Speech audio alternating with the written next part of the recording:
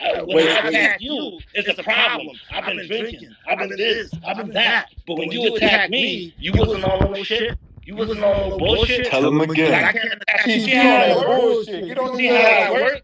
But you see how that worked, though. You see how that works? When I was trying to say something, you didn't let me get a word in. You didn't let me get one syllable in. And I let you go because I wanted to make this point down the line. You know what I'm saying? So you can say this, you can say that, but only show your true colors. You know what I'm saying? And my true colors show whether if I wanted to do it intentionally or not, whether I wanted to play chess or checkers, my true colors show. Because if you wanted to show it intentionally or not, or play chess or checkers, your true colors would have showed regardless. So whether I did it the way I did it don't matter because my true colors showed, and whatever you did didn't matter because your true colors showed. So at the end of the day, because the last time I was on some shit and we was talking, I just came in, I was in, it was what it was. But today I'm gonna say, okay, let me sit back and see what you gotta say because at the end of the day, if you're not coming with the truth, all you're really doing is digging yourself in your own grave. All you really doing is putting on records the bullshit that all somebody gotta really do is fact check what you're saying and you know put it in. They actually have to do the research because you people are not actually looking shit up. You're listening to what somebody else is saying, and then when somebody else says something about, oh, this transcript quote said this, and this person said that, and on page this it said this. But when you think about it, there's a hold on. This is the real quick. I'm sorry. I apologize.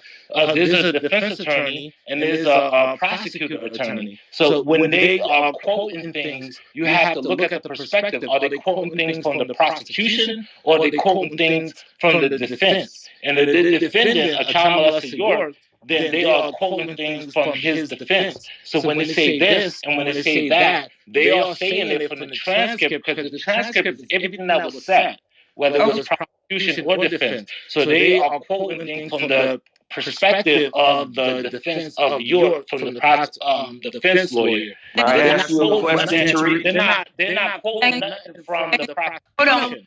Hold on.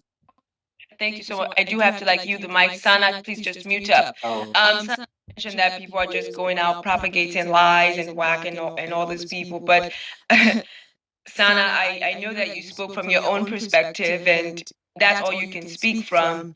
But a part of me wonders if you're just blinded by the light or maybe just this full admiration that you have for this man. But my last question for you, Sana, is do you believe that Dr. York is an alien?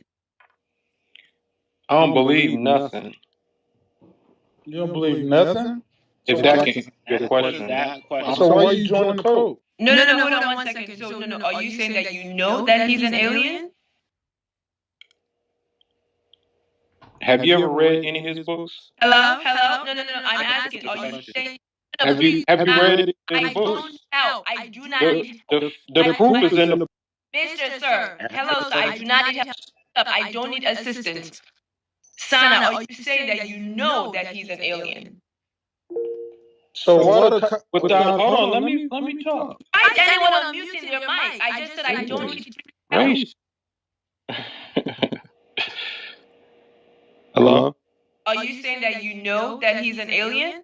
Yeah, without a shadow of a doubt, he's an extraterrestrial. So why ain't come and duck his ass out of prison then? Yo. Okay, so this is Faze. I've been here, saying about I do not need anyone to come up their mic. So Sana, can you please explain to me how he's an alien? Please, you have the floor. I don't have to explain anything because, like I said, if you've read any of his books, you would have known. He's been writing books since the '60s. So that's the proof. And bottom line, I don't have to explain nothing. Wait, okay, so because he's been writing books, that just makes him an alien? I like to speak to that. Over 1,500 books since the '60s. You tell me, is he an extraterrestrial? Man, come on. Wait, huh? I like to speak to that. A lot of them books are pamphlets. Right, but I didn't ask you to speak to that, and I think I said just mute up. Thank you. So you said he So your only proof is that he wrote books. That's it? No, I said he wrote over 1,500 books. You heard what I said. He wrote over 1,500 books. So the proof is in the books. That's enough proof right there. But 90% of those books were written by a woman, wasn't it? No? That's false? He wrote those books himself? Yes, he wrote those books himself. Bro, was you always that gullible? I mean, black men. But anyways, moving right along. Oh, This is phase. I would like Kim, don't do that to us, Kim, Kim. don't do Come that. on. Come on, please don't do that to us, Kim. She's not doing it to us. She said black men don't have nothing to do with no us. That's doing it to yourself. I would like to speak, if that's okay. Second phase, I do want you to speak. However, though, please address the setup in the compound. Why men are separated from their wives even at night? Do they have to seek permission to have their own wives? Just explain the setup of the compound. Okay. So It wasn't a brothers and compound. you can call it a compound. It was land, it was dirt, it was eretz if you want to speak Hebrew. It was a place that you can grow shit on and build shit on. Same shit as Walmart. Walmart a compound. So it's like this. You can call it whatever you want to call it. It was land, and you can do whatever you want on it. What the brother Sanan was speaking about was the earlier development stages of Kodesh. And he even told you that brothers, when they came down there, my stepfather involved with that direct. If you know Lamech, Sanan, that's my stepfather. Yes, I can speak. I can answer her question. Hold on. Phase Can ain't done. I Let speak Phase though? Yeah. Can I? Go ahead, bro. He was speaking on the earlier development stages of Kodesh called Tamaray before they destroyed it. All right? Not everybody that worked on the land lived on the land. That's one. Not everybody who had women who were on the land were even married for real. Let me tell you something about how the culture was moving. When you dated a sister, you could claim her as your wife in our culture. You could say, that's my wife. Don't mean that you went down any aisle. Am I lying, Sanan? Don't mean that you went down any aisle, actually went to their document course. You might have went through a simple rite where you had an overseer, and we have our own marriage ceremony, but that was, again, reserved for the Holy Tabernacle Ministry. So if you weren't there, you will not understand that. But that was what it was. It wasn't just, you saying, you waiting on some pastor or priest to endow you. No, we had our own processes. But again, you could call somebody your wife. How do I know that? Because that was a situation with my parents and a situation with my father's other, or his wife that he was literally calling his wife, and then he became married to her. Hey, Phase, quick question for you, bro. Or you can keep going. But hey, so the question is, so say I'm on the compound, right? And you said you can claim somebody. I mean, you can claim a woman as your wife, right? Can another man claim the same woman as the wife after the first man did, or how did that work? Okay, so first, before anybody else answers, let me answer these questions, please, because I've been listening, and all you have to do is get down right to what they asking. Okay, anybody can claim anything. Notice I say you can claim somebody as your wife. But if you were asked to produce documents that you went through these people's courses that they're on file according to how they run their system in the U.S., is that your wife? No, it wouldn't be. However, we had our own systems of how we ran our own things. So we operated in family as these roles. This is my wife. I don't need your permission to call her my wife. I don't need the government's permission to call her my wife. Okay, so hold on. For the audience, essentially, I think what he's trying Hold to on, get somebody at... muted me? I did. Just to tell the audience. So in essence, you can call somebody your wife, but that doesn't mean that anyone else can't claim her or maybe try to talk to her because she's not really your wife legally on paper. That's not what I said, and I don't need help. Same way you did. Yeah, I don't think you said that. You understand? I don't need help. Again, I'm Can you answer the question again, though? So all right. So I'm answering it, but you got to let me answer it. I don't need you to help me answer it because I've been in this. Okay, so the thing is not this ain't really my wife, so you can claim my wife. I started off by saying anybody can claim these things because you can do whatever you want to do. That's the first thing. The reality is though, before you would have ever approached that threshold, you would have added that brothers took on multiple wives. That would have been polygamy. That's what you would have had. But you had people like Malachi laying out the rules and the basis of how they was going to eat and carry. You don't have to take my word for it. Go Dr. York, 1992, Mount Sinai. Hold on. And you will hear him say this for himself. We will not have polygamy. And he explained why. He said no polygamy in Nuwapu. He said because these young guys, they have not matured. These people talking about they want all these different wives and stuff. It is important reasons why you would have had wives in the past or going through the disciplines of what great men was having all these wives for. He said these brothers ain't surpassed the stages of lust yet. He said so there will be no polygamy. He said he even said one more thing, another teaching. He said he was doing it. It's not about whether or not he was doing it right now.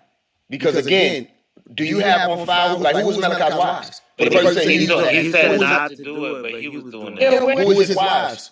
Going for too long, I definitely want Uma to address the claims that, about Joshua. Okay, I got you. Can I finish though? Yeah. Okay, because the point is this, they sway the narrative for the people who are listening. All right? It was not a situation where Malachi was separating people so he can hawk down on people's wives. First of all, if you talk to any of the sisters who was actually there, women were throwing themselves toward Malachi's direction. They were trying to be seen, trying to be picked up as a mate or somebody who could walk next to him. So it wasn't no situation where he's hawking. Were people separated, yes or no? Excuse me, please stop cutting me off. Let me finish. I apologize. Okay? Because we've already established that there was a separation. Yeah, my mother wasn't separated from nobody. Also, my mama wasn't working. You understand? When you come to the land, wasn't nobody stuck there. You don't have no mind of your own, and you gotta just sit and wait to the end of the day. If she wasn't working, what was she doing? Excuse me, I know why he has to cut me off though, because I'm only gonna speak directly to the point, the truth. Okay? The truth is this. Pops was not hawking down on nobody's wife. Let's stop playing it. Let's not kick it like that. Let's give him credit. He wasn't hawking down on anybody's wife. But that's a situation. I'm gonna land it with this. I know he's gonna be allowed to do that, but I'm gonna land it with this. I have a situation with my own family. With my own family, where my grandfather, okay, he was given his wife in a blessing from another brother. My grandfather. I know you want to focus on Malachi because that's like your favorite. My grandfather was handed somebody's wife, and we called it a blessing. And that blessing was put together and pieced together with a mission as to what they were going to be carrying out, what they were going to be doing when it came to the tribe. I know you think that that's something that Malachi came up with itself, but if you just do the slightest research, you will be able to find that there were cultures of people that did that ancient days. That they didn't just date because somebody was pretty. They dated with a purpose. And if there was a chief or anybody in order and position, they could put people together. So I just want to land this last point. For the people who are listening. Was there age difference? For the people who are listening, I'm going to land this point. All right? Hey, that person interrupt, man. You can't sit down to the audience, man. Y'all just... Everything that was being spoken of, like all this robbery and shit, all that, like, y'all have to be cautious, okay? It's easy to just say stuff. They don't want to hear, as you could tell, from somebody with people who were there. It's not. We don't have the same amount of space. There's always somebody gonna cut in. But the point is this: with these allegations that's been spinning around for 20 years, all right, and all these other people that's built careers off of these allegations, make money off these allegations. Here's what I would tell each and every listening person in the audience to do, because that's all it's about at the end of the day. Go and hear Pop's voice. Just go listen. I'm just telling y'all to listen to Pop's voice. All right? This is what he would say. I can't tell you that you don't have the right to believe that he's guilty or that you don't have the right to believe that he's innocent. I can't tell you that. I don't give a fuck to tell you that. All I'm telling you to do is after you heard all these people who are spectators of a bigger story than they would ever fully understand, go listen to his voice. Sit with it. Have some discernment about yourself. And you ask yourself, when you're hearing his voice, do these allegations even match up to the frequency that you receive? And if they do, that's fine. I can't do anything about that. I'm just telling you to take that step further, to actually go hear from the person himself that they're claiming these have done all of these things. Go hear his voice and see what your spirit tells you. Just see what the spirit tells you. Did he hear that voice in court? Everyone meets up. Everyone meets up. Okay, Uma, you came back. I wanted you to address the what Tarika said about Joshua and you somehow mentioning that Joshua had molested your husband's children or child. Uma, are you there? That question is for you. Tariq, do you want to go ahead and re-explain that so she can hear it again? Yeah, as far as when I heard about York, as he go by, I know him as Basil or Damien Pryor, and I'm putting all his information out because that's just who he is. Y'all know my name, whatever, but let's move on. So, when I listened to a video of her interview on Moorish World TV, and that's how you could probably find her, however you want to look it up, in Moorish World. In one of those videos, she said that York was accused of molesting her husband's daughter. And her husband was trying to get at York, and he was, that's the father. And he got to the point where they had to say that your freedom is more important than his daughter being molested, basically. They had to say that, we don't want to bring attention to this topic because we're trying to get York out of jail. That's what I got of what I hear. So I'll leave it up to you to look it up and find it and hear it. But that's what she said. That's what I got the information from. And before I talk to somebody who said I signed something with him there, before I know who I'm talking to, I want to know who I'm talking to. Because he told his side and I told my side. He said I came to him. I said I did not come to him. You know what I'm saying? And so why would I come to him if he had 7 people that signed and said that all you need is your signature to get him free? Why would I come to you? You would come to me because you need one more signature. You know what I'm saying? So like with that logic, you know what I'm saying? And Tariq, hold on, let's see. Uma, are you there to respond? Those were some if you have a link to that video, I think you said it's a video, Tariq. If you want to like send it to me, so like we can check it out. If Uma is not going to respond to that, because those are heavy claims, honestly. Can I And ask? who is thinking? Can I ask Phase a question real quick? Yo, what's going on? Brother. Yo. Okay, someone sent me the video. Phase, I got a question, man. Are you there, right? You there? Yep. All right, so like, because I've been hearing people say like the government was going after Dr. Malachi York or whatever, and I usually hear that with a lot of like religious leaders. They say that about the Nation of Islam and other black leaders historically. You know, the COINTELPRO stuff, right? So like, do y'all think it would be smart to like have, instead of having like one man lead, because you know like once that one man lead, and then they put allegations on them and do the smear campaign, right? Which I don't know if they did or not, but I'm just talking about based off history with other leaders. Okay, hold on one second, guys. The video is pinned up at the video is at the top. The video that Tariq is talking about, where Uma was making some allegations. Exactly. These are facts. This is not my word. This is something that she said out of her own mouth. And based on how she responded earlier with her energy, she did not come with that energy post that event. You know what I'm saying? Of putting that out there, and when he was presenting himself to be on the platforms to be addressed, because that was the evasion that he was doing. He was not presenting himself to be addressed by somebody who would actually address him. You know what I'm saying? So I wanted to make sure I knew who I was talking to before I spoke to the person. Because if you're being accused of child molestation and you telling me I was there when you was the person there with me signing a child molester didn't do nothing to me after David. If you was the one there and you being accused of child molestation, there's more questions to be asked. And there's no that I came. There's no that I came to you. Let me respond, Why would I please. come to you? Well, hold on one second. Why would I come to you?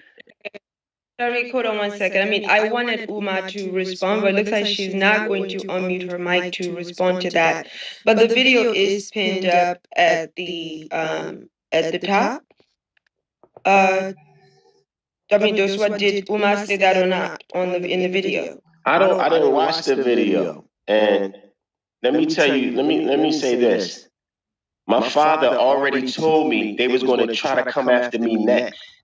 The moment I made the conspiracy known to the world, because I was the only one in Brunswick that let it be known, like, these people are conspiring against him. I was the first in the accused. Hold on, let me stop doing that. Stop doing that. Let me finish, because I wasn't even on the stage when you were talking. So let me respond, because you asked the question earlier. The guy Chuck Morgan was like, "Well, how is it they made Jacob York was made the boogeyman? Dr. York did that." No, Dr. York didn't. He didn't even know that people were conspiring against him. He was unaware. I made it known to him in January of 2002. Right? I called and said, "Listen, there's people that are trying to come out against you, Pops." And I named the name. One was, what's her name? Leah York, right? My so-called sister. Her and Jacob was involved with trying to create a case. The reason they tried to create this type of case is because it would touch people's emotions first. You can easily, if a person says, "Well, they were accused of child molestation," it's going to touch everybody emotionally, because everyone can relate to the word. Hold on, stop cutting me off, man. Stop cutting me off. Everyone can relate to the word child. So people get emotionally uprisen anyway. And then it alludes to the fact. Then stop cutting me off. If you were speaking the truth, then let your truth, whatever you saying, let me finish saying, because I'm going to get to the bottom of it so people will understand what really happened. And so when they said that, well, if we come with this type of case based on hearsay, based on no evidence, everyone will become emotional. And this is why when you look at if you was in trial, most people wasn't in trial. I was there, right? It was one black juror that said, "I think they're setting this man up." And when I came into court, the guy said, "Well, why didn't they subpoena Jacob York?" Chuck Morgan, I'll tell you why they didn't subpoena him. It's because they blocked the testimony that I was showing that he conspired. First-hand information. I had receipts from this guy saying, "Listen, we trying to do this, we trying to do," and I brought it to light. So when I went into the courtroom, Judge Royal, he was screening. He was actually watching my videos, because I was putting a lot of videos up. Like, listen, this is a conspiracy against Dr. York. I went on CNN. I went on several radio stations, and Judge Royal made it known that he was watching what people were saying. So when I came into court, my name was already all over the media, because they was like, "Listen, that conspiracy is being made known against Dr. York." So when I walked in, there were no jurors in the box.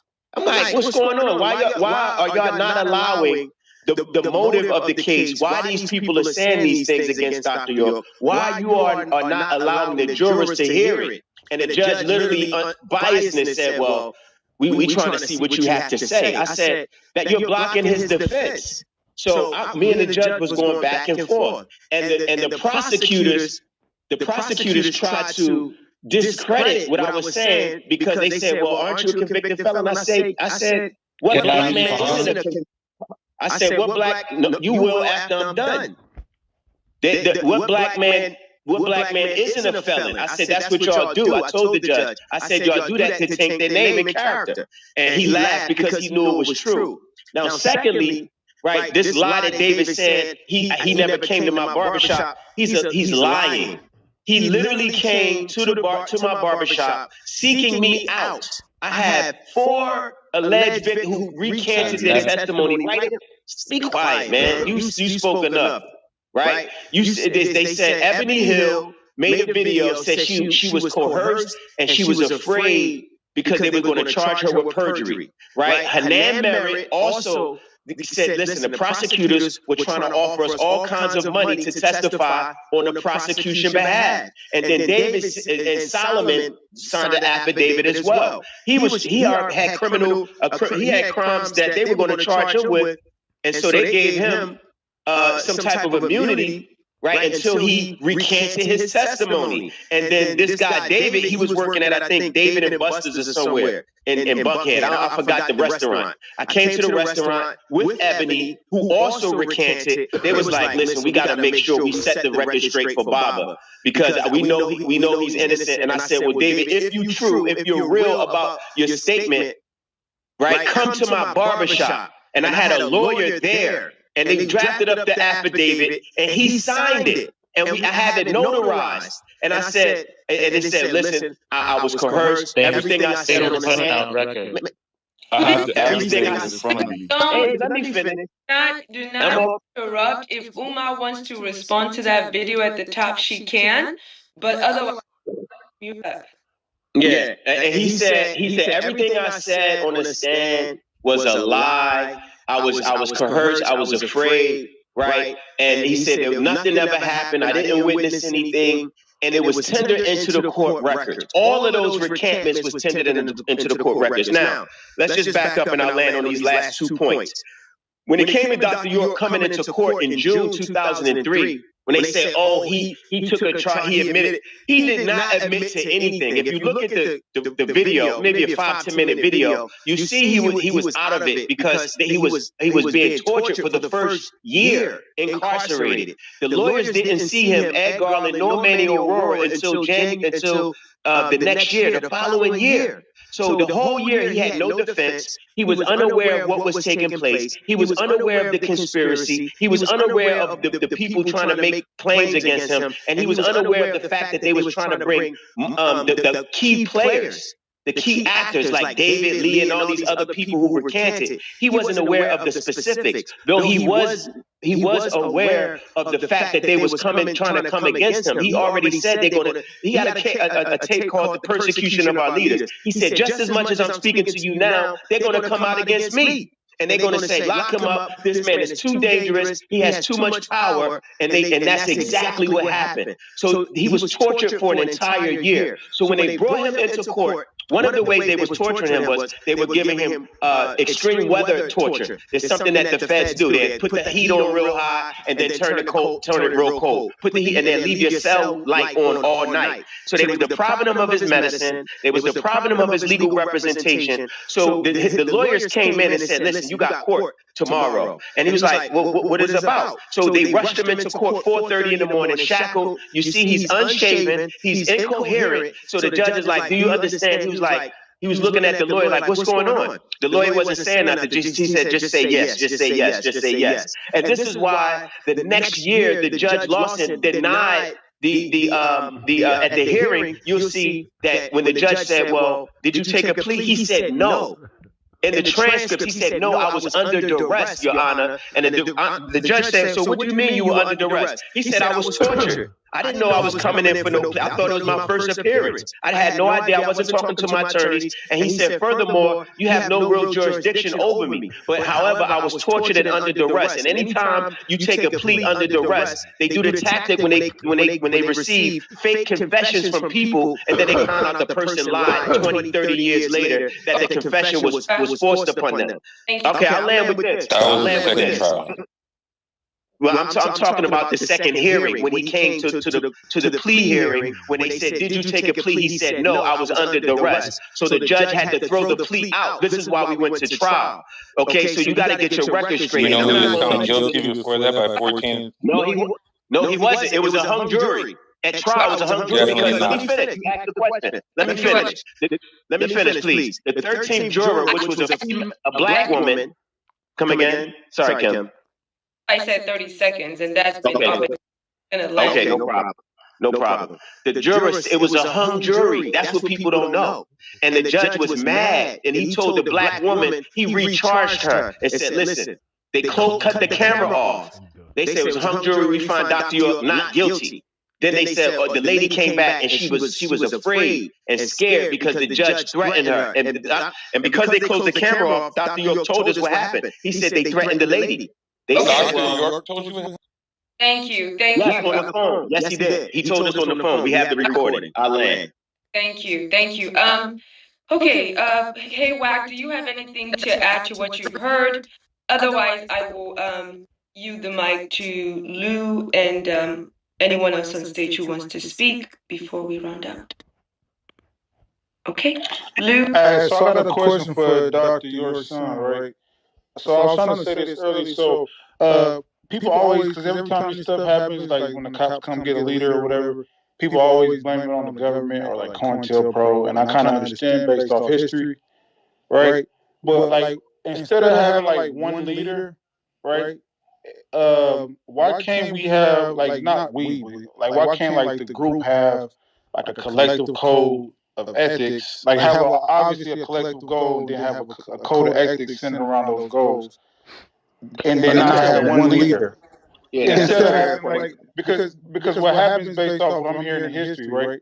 Like they always go after the head, and then everything else falls apart. So all the good shit that Dr. York did, it's none and void once the allegations came, whether it's true or not. I mean, I'm not taking no side. I'm going to believe a kid. To me personally, I'm going to believe a kid before I believe an adult. Me personally, but that's not here. So my question is like, why can't it like? Why does it always got to be a head dude all the time? And then once the head dude get caught up on some shit, and then everything he did is none and void because of the allegations. Lou, So I like, let me answer that. Ask that question in inverse. Like, why do y'all niggas fiend for? He was not talking to you. Let me answer you, brother. It's all. Let me answer the brother, please. Now, he was. Sir. The reason why I mute people is because I can't like literally talk over people. I'm gonna like cut off. What good thing did Malachi York do? I'm very, very confused at that question. What good thing exactly did he do? Okay. If I could consciousness of the black people, period. The fact that black people are awake and aware right now. Right now, we're right with them and overstanding. That's why everybody, when you hear somebody say facts, that's because they got that from him. When you hear somebody say, make it make sense, that's because they got it from him. When they say each one teach one, they got that from him. Overstanding. I'm his daughter speaking. Yeah, is back in the building. Yeah, I just got out the place. Yeah. You know what I'm saying? So y'all want to ask questions, I'm here to answer questions. Okay, you know so just go from there. Okay, I will address the consciousness of black people a separate time, but I wanted you to address the video at the top where I think Tariq was saying that you alleged that Joshua had molested your husband's daughter. That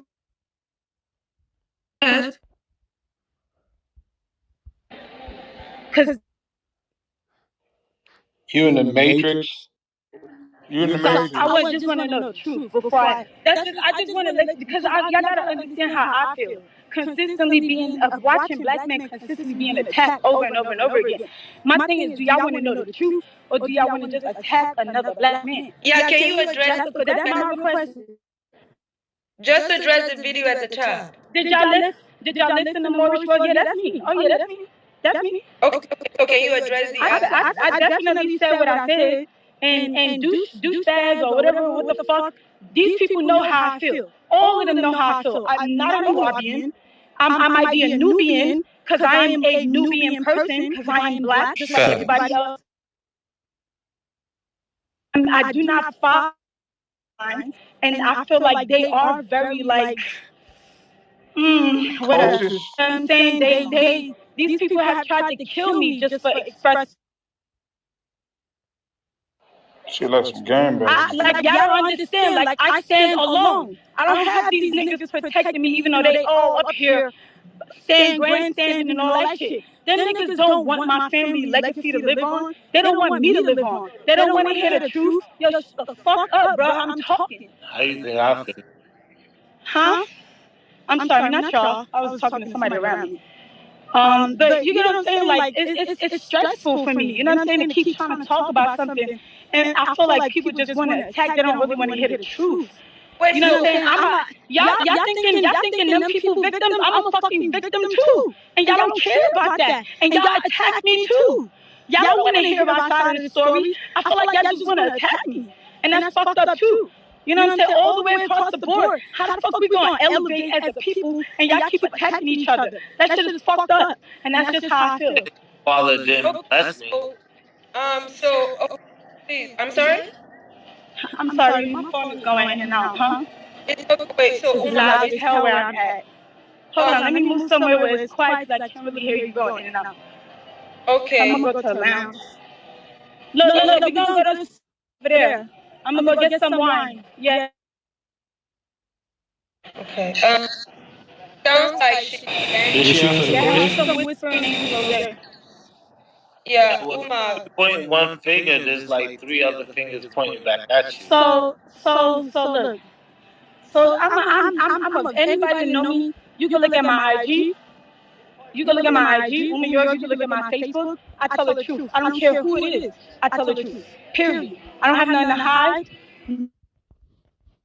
And I'm gonna say what I respect you for giving a fuck. I'm gonna say it as it is. I respect you for giving a fuck about my pops. But bruh, you know you touched my fucking daughter, bruh. Douchebag, you know you touched my daughter. I still deal with that shit till this day. Therapy and everything. So you know what the fuck you did, bruh. You know what you did, bruh. Douchebag, whatever the fuck he call himself. He call himself a York. He ain't a fucking York. If anyone He ain't related to me. you're going to And I'm just gonna go ahead, Uma. every day, even to this day right now, when my daughter goes through therapy, yes, I've been through the shit. Yes, that nigga touched my. It is what it is. I got police. I ain't gotta talk about it. Facts is right there, and that's just what it is. But I respect the fact that you give a fuck about my pops. But the truth gonna be told, because the reality of it is, I don't respect motherfuckers touching children. Period. I don't give a fuck who you are. You're not about to touch no fucking children. I don't give a fuck if you think you can run to Ghana. I don't give a fuck if you think you can run to Kenya, nigga. You gonna get yours, no matter what, by any means necessary. Remember that shit. You gonna get yours, nigga. I don't give a fuck. I don't give a fuck who watching you. I don't care what feds. I don't care what feds. I don't care what feds you got in your pocket, bruh. I don't care what feds you. Yo, you see, this is the reason why I don't talk. This is the reason why I don't talk. You're lying. Exactly. You're lying. Cut it I'm out. lying. You're lying. I got proof, bruh. I got proof. How am I lying? You want my daughter to talk? Yeah. Cause she right. She gonna talk about it. Cause we at the point where I'm tired of this shit. Y'all niggas know damn well what y'all did. Y'all know what y'all did, so y'all can hide under that shit all you want and say, oh yeah, I want to save the master teacher, nigga. You a fucking pedophile, bro. You a fucking pedophile. You touch fucking children, bro. You and my brother Jacob York, y'all both touch fucking children. Both y'all some fucking weirdos. Wow. Both of y'all some fucking weirdos. And that's just what, and I'm gonna say what I have to say, and I'm gonna land whatever fucking plane or whatever the fuck. But I'm gonna say what I have to say. Bruh, you lucky as fuck. You lucky as fuck. Cause the shit I deal with right now with her emotional situation, if I see you, my nigga, you already know what it is, period. So go ahead and walk around with that clown outfit on all the fuck you want. I don't give a fuck about that shit. Remember, I was raised in the streets and New Apple. So on that note, you should already know what type of bitch I am. Wait, I we get can't what have the fuck molested. Yeah, bro, fuck that, man. Straight up. I get straight to the program. I'm tired of this shit. Y'all don't understand how. Y'all don't understand how I. But this is the thing, though. Y'all don't understand how I feel. I'm being attacked all the way across the board. You get what I'm saying? Y'all really know. Attacks. You playing victim. Ain't nobody playing victim. My child was molested. How the fuck am I playing victim when my? How am I playing victim when my child being molested? Huh? How? You wasn't listening. My child is only 21. Right now. Did you touch her daughter? 7 years old. Hold on. That's how the daughter is from 7 years old all the way up to 9 years old. Yo, why is anyone coming up with their fucking mic except for Uma and Joshua? Please. He asked the question clearly. Not for nothing. This is why I can't be on here, because it's like nobody really want to hear you. Just want to tag me. You gonna get the cook in here. I'm lying with the police report. What am I lying for? The police report. Y'all listen to Morris World TV. I said it more than once. I said it, and y'all gonna notice that I'm consistent with what I say. I don't have no reason to change my fucking statement. I deal with this shit. Nigga, hold up. Who's talking? Hold on one second. I'm talking.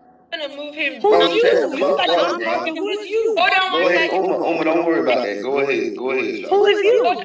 I don't need us. Please hold on. I've just moved him down just so she can speak. Go ahead, Uma. Bro, you like not for nothing. Like this is shit I deal with till this day.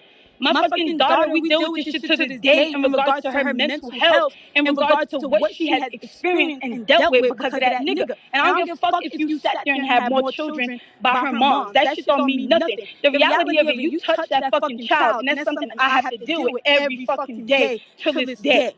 Till this day.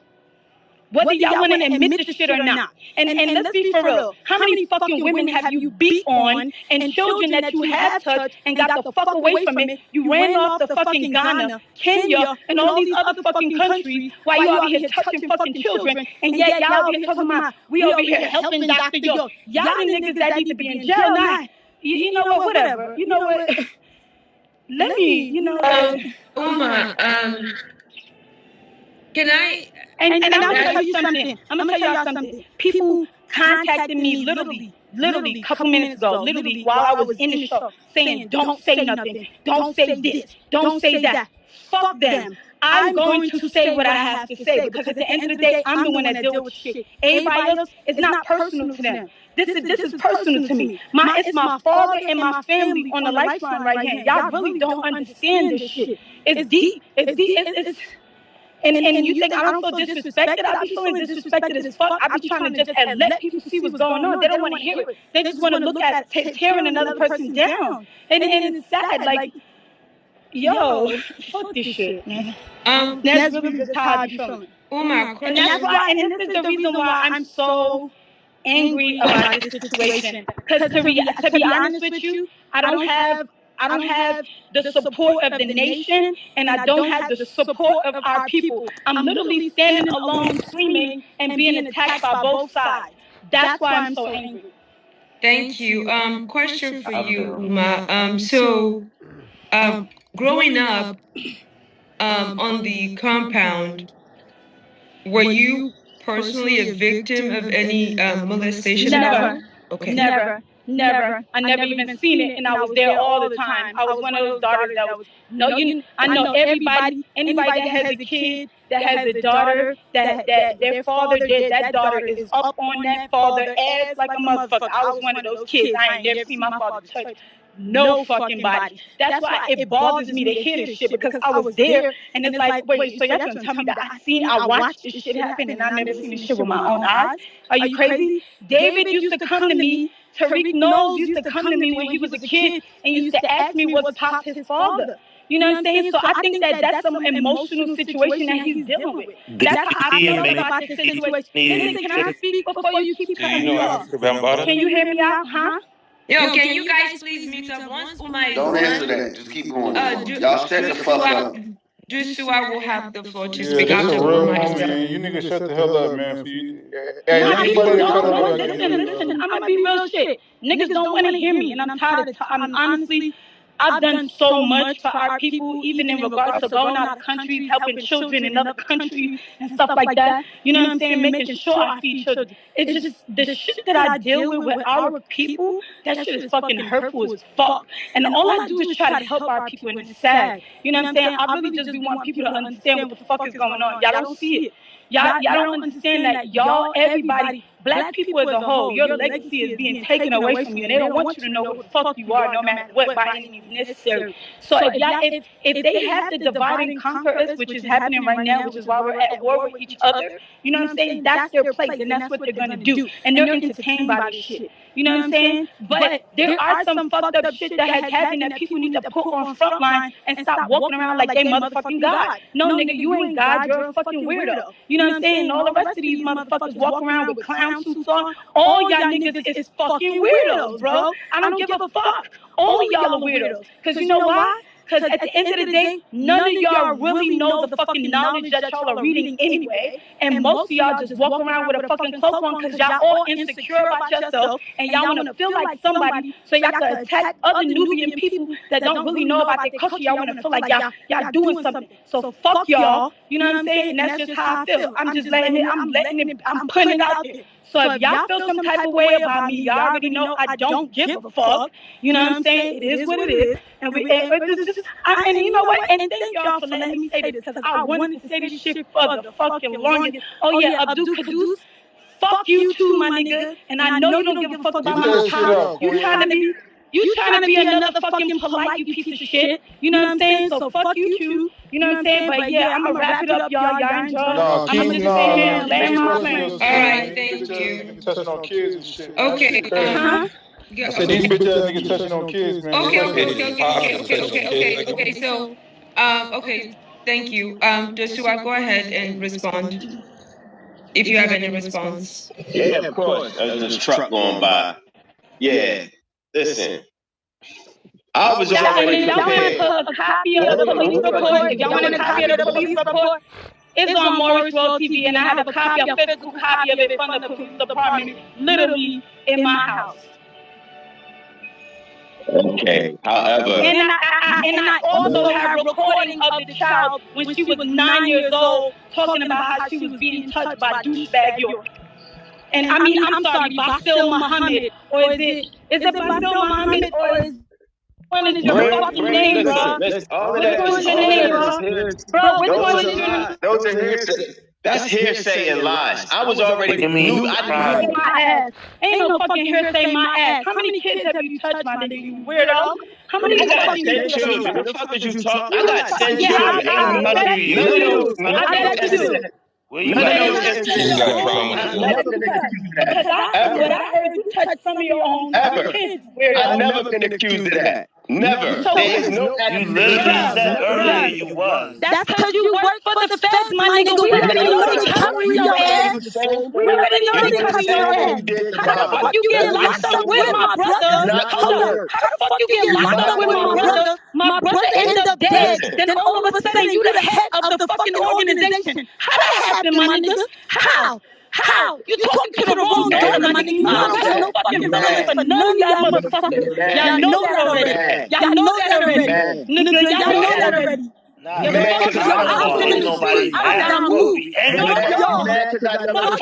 never folded under no pressure from y'all. I never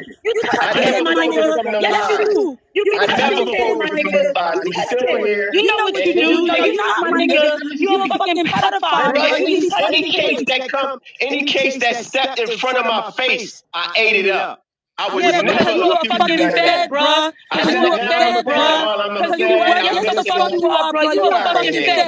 You gonna tell me you drag a bitch out of the house, and then everybody see you drag this bitch out of the house, and niggas watch you drag a bitch out of the house, and you gonna get arrested for it? LaQuandia, you drag LaQuandia out the house by her hair. Neighbors see you drag her out the house, and you ain't get arrested for it. But you ain't get arrested for it. And you fucking molesting my child and you got away with it, my nigga. You molesting my child. You molesting my child and got away with it, you fucking piece of shit. That shit don't work, okay? That shit don't work. And then you come up here defending my father. Then you come up here defending my father. Yo, you're a fucking shit guy. You're a fucking shit guy. Where the fuck is you? I'm the fucking liar. Y'all watch that Morris World TV, bro. Y'all watch that shit. Nigga, I'm married to a fucking architect. I'm traveling. Nigga, you owe me a property. Tell them that you eat feces too. Tell them that you get paid to eat people. Your name is fucking Damian Pryor, you piece of shit. Your name is Damian Pryor. And then you change your name again. To Basil Muhammad, you piece of shit. Fuck you, nigga. Fuck you, nigga. Nigga, fuck the court, nigga. You know where you can meet me, nigga. Fuck the court, nigga. I ain't that type of bitch, nigga. Fuck the court. Because I know you work with them niggas, you piece of shit. Nigga, you the feds, nigga. Bring it to court. It ain't gonna work over here. It's not gonna work. Bro, you're not gonna destroy Baba's legacy with no lies. You definitely not gonna destroy me with no lies. Nigga, I can't destroy my own bloodline. I can't destroy my own bloodline. I can create more children, nigga. I can create more children. I can bear children. I don't know about my bloodline. I can bear. You're not even a part of my bloodline. You changed your name to York, you loser. Who the fuck is your mother and father? Where the fuck are you And why the fuck is my brother dead? Why the fuck did I use that? Because you snitched on him. Because you snitched on him, you fucking snitch ass bitch. You snitch ass bitch ass nigga. Fuck you.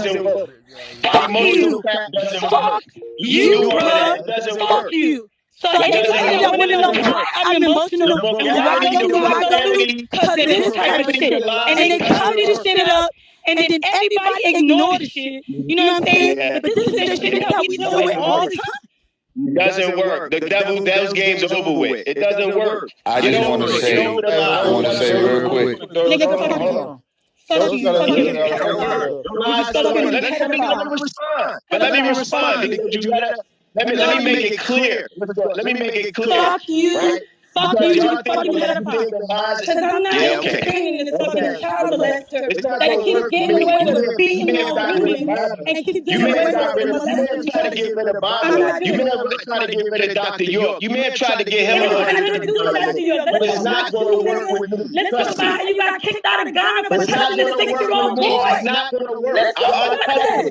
Let's talk about how you got kicked out of Ghana for touching another boy. I'm in Ghana. I'm not even talking about. Correction. Let's talk about how you got kicked out of Kenya for touching a 6-year-old boy. Let's talk about that. Oh, okay. Hollow point. Boom. Motherfucker. I would look. I would like to say something. It's important. He got to. We got to address that. We cannot go over that. Yeah. We can't. We ain't just gonna move on, man. Let me say what I gotta say. Go ahead and respond. Let me. Yes, thank you. First of all this hyped up lies and allegations. If I've never ever been arrested for none of that stuff, none of that crap and lies they talking about. It holds no water. Secondly, right? You literally work for the right. Let me finish what I'm saying. Don't play with me, bro. Don't play with me. Yeah. I know who you work. I can give that time. Hold on one second. I know it's a lot. No, she talking about her daughter. That was a serious allegation, and he needs to address that.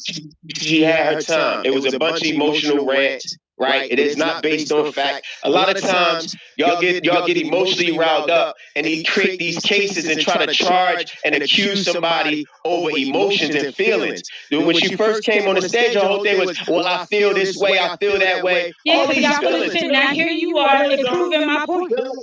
Don't mute your mic. Feelings do not convict. You gotta have some proof or evidence. You can't come and convict someone over some lies. That's why they couldn't get Dr. York, because it was a bunch of lies and misinformation and contradictions. So they had to conspire against him. And you think the same tactic y'all used against him, because I came to the forward and to the front to defend him, y'all trying to use the same thing. You think somebody gonna fold or bend because of some lies? I've never done that. I'm not that type of man. I stand 10 toes down on everything. And if you got a prosecutor, you have investigation, I say bring it. I've never ran from none of that. Anybody knows any of them charges, I beat the case. Pro se. I went into court by myself and without a lawyer and beat all of the cases. Cross-examined the police, cross-examined so-called witnesses, and walked with a jury trial. So I'm competent in what I do. So if you have any accusations, which I know is lies, that's why I've been saying it's been 10, 20 years. That's what bring it. But why was your sister allowing you though? Is there a reason why she allowing you? Just the same way she lied on Obama last year. Now she's on his side. Y'all don't see the flip flop. It's emotional. One day you feeling some kind of way. Oh, I'm with the black community 100%. Y'all attacking black men. Stop doing it. And then the next breath, you attacking a black man. One way you say, well, you're a piece of crap. You ain't nobody. Then the next minute you say, oh, I'm over the nation. Make up your mind. It's a bunch of jealousy, right? And because I don't bend to the devil, none of his words. Nothing can sway me from what I'm doing. I know he's innocent. And because I spoke on his behalf, and I've been doing it for 20 years, after everybody ran, everybody knows me because they know for a fact when I step up, there's nothing they can do to dispute these facts. She lied on you because she's jealous? Is that what you're saying? I don't know what it is. I don't really care because it don't really hold no weight. Because if I was arrested or locked up for it, it was a case, some evidence, put it on the table. Let the world see. But they don't do that. It's a bunch of talk. Talking about police reports. I don't care. It's a million police reports. They said it on the video. Well, Jacob York said, well, try to get him arrested. That's what he said on the audio if you listen to the end. So they said, oh, try to get him arrested then. So they use the system to try to leverage their accusations, put a so-called claim in. At the end of the day, the police know it's a bunch of talk. You can't convict nobody over no allegations or none of that. I'm not running from none of that shit. I got away from the BS because I know they was trying to create a case, and even I was about to go to war with some people. And before I put myself in jail for life, I'll make sure my father got out first. So I had to weigh the odds and say, you know what? He ain't your fucking father, bro. Stop. You not my brother. You are not my brother. You're not my brother, nigga. Your name is Basil Muhammad. You're not my fucking blood brother, my nigga. Stop doing that shit, cause y'all trying to erase us. Y'all trying to make it seem like he don't got no real kids, and y'all trying to make this nigga a god. No, fuck y'all. Fuck y'all, cause y'all trying to erase my family. No, fuck y'all. Fuck y'all for trying to erase my family, bro. So he's not your real brother? You know what I'm saying? And Nama, that girl Nama you beat up a long time ago. I know about all that shit. I know everything about your ass, nigga. Everything, including your snitching ass. I don't even know you. You just always wanted to know. You don't need to know me, nigga. But you did enough damage to my family to the point where I didn't even know who the fuck you was. All y'all want You to did know enough me damage so to my bad. family. You wanted to know me so bad because I never paid attention to you. I never paid attention to you. Nigga. I don't know you. I don't know you. Shut your ass up. I don't know you. You want to know somebody. Y'all want to know somebody so bad. All these people want to know Deuce Rock. They want to. I'm gonna let you know. I don't know. I don't know you. No matter. I don't know you. I don't know you. I don't know your emotional ass. I always knew you was crazy. I always knew you was crazy. That's what I knew about you. I don't know you. Stop trying to know somebody. Listen, the problem is, let me tell you what this is. Everybody want to know somebody and be important so bad. They see somebody doing their job in the spotlight. They want to get a part of the spotlight. He's trying to hide the fact that he's a fucking pedophile. That's why he's trying to hide that shit. What better way? I've never What better way to ran from hide that nothing. shit? But under somebody who's already labeled a fucking pedophile. No victims. Come on, man. Are you fucking Y'all have kidding no me? victims. Listen to this. If y'all had victims about all this so-called. I can once I hear Joshua, can you address the Kenya situation that she mentioned too? Come again? I think address the Kenya. The Kenyan 6-year-old little boy. Yeah. So you never been to Kenya and they never traveled. No, that girl. This is national news in Kenya. What are you talking about? Let me tell you this. Send me the article. Man, ain't no fucking article. Stop your lying Yes, ass. it is, bro. Yes, it is. There's an article. You may not know, but there's an article. Go ahead, there's an article. There's a whole article. You got an article? Send me the article. I'll post it. Send me the article. I'll post it up right now. Send me the article. I'll post it right now if it's true.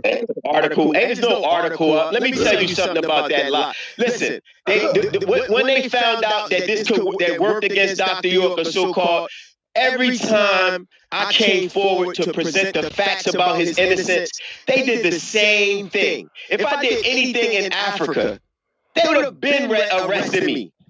They would have been, the embassy, the U.S. embassy, wherever it's so-called happened at, whatever allegations, I would have been arrested. Don't you think I would have been arrested by now the way they targeted me? And you was. No, I think you would have been deported. Yeah, they were deported his ass.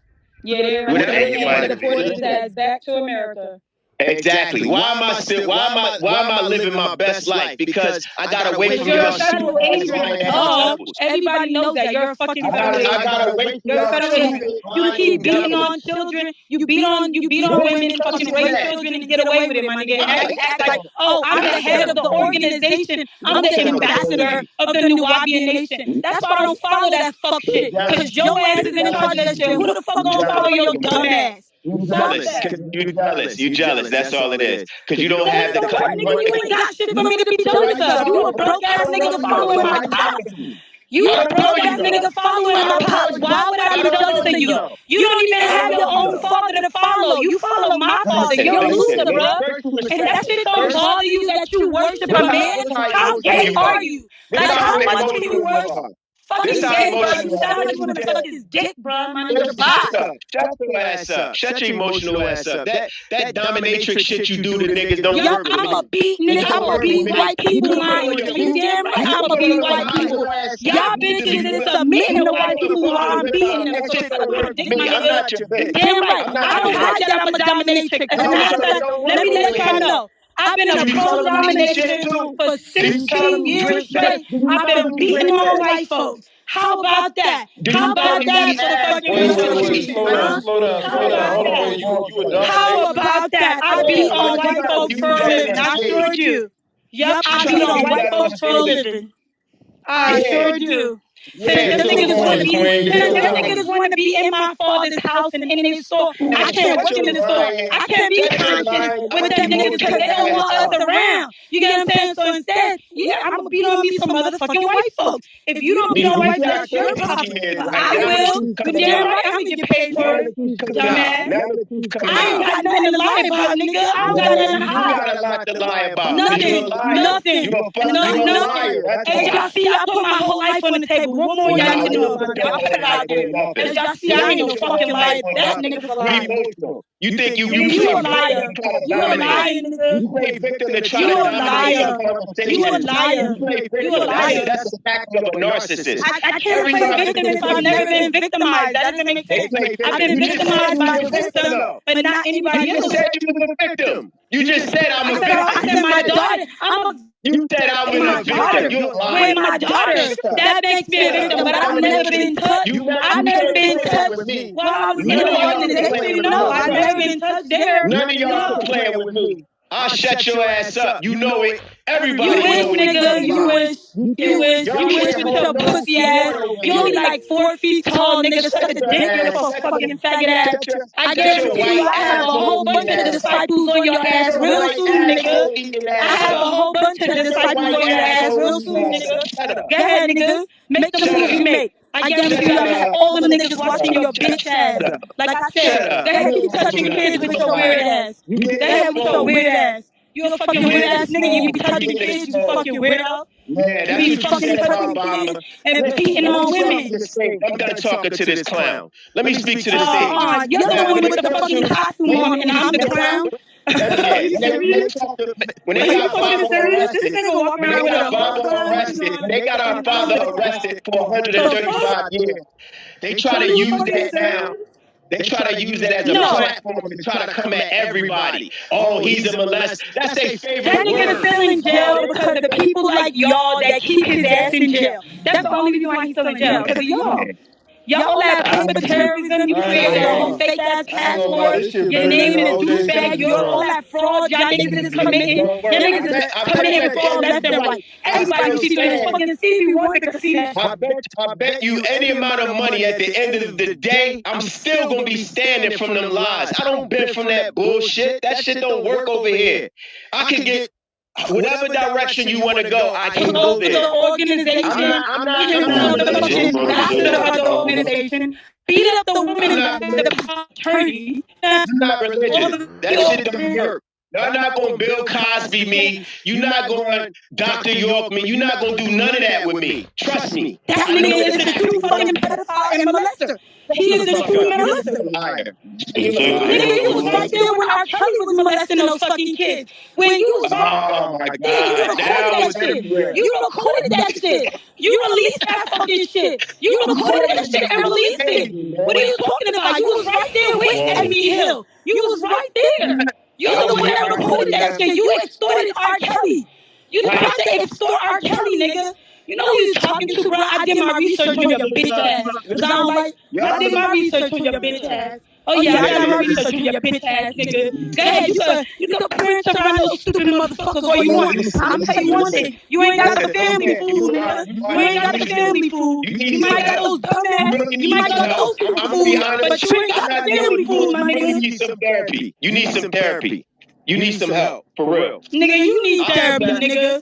You need to find fucking Jesus, my nigga, wherever the fuck he at. Your ass gonna need to go find him too.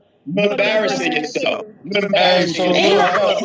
It's not embarrassing when I don't give a fuck about none of these people up here. It's a big difference. You care about what these people think about you. I don't. I don't. These people have been slandering me my entire life because of who my father is. Nigga, I give a fuck about what you say. Nigga, let's talk about your bitch ass and how you a pedophile and Why you trying to explain who you are? Don't nobody care. If you don't care, why you explaining yourself and who you are? Why you doing it? If you really don't people need to know that you are a child molester. Like I went on Marshall TV and went and made a whole thing about you being a fucking child molester.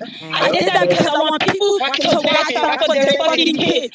Because I want people to watch their kids. That's why. Because I got kids and I care about kids. And they need to watch their kids, especially around your bitch ass with your weird ass hand touching ass motherfucker. You don't care about no children. Stop the BS.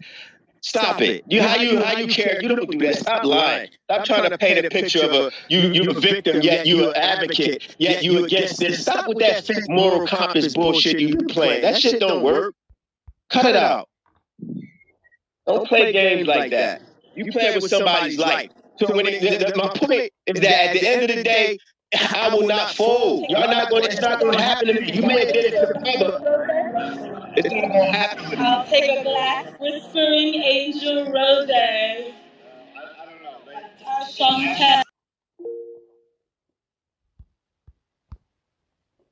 Yeah. Anything? Can I ask a question? Well, ask the question. Let me be able to answer clearly because I ain't trying to do back and forth with this. I ain't trying to go back and forth. Let's get to the facts. Let's get to the facts so y'all can hear the facts. I'm not talking about this assumption or this hearsay. 1 second. Is Wack on the stage or is he sleeping? He's probably okay. Who had a question?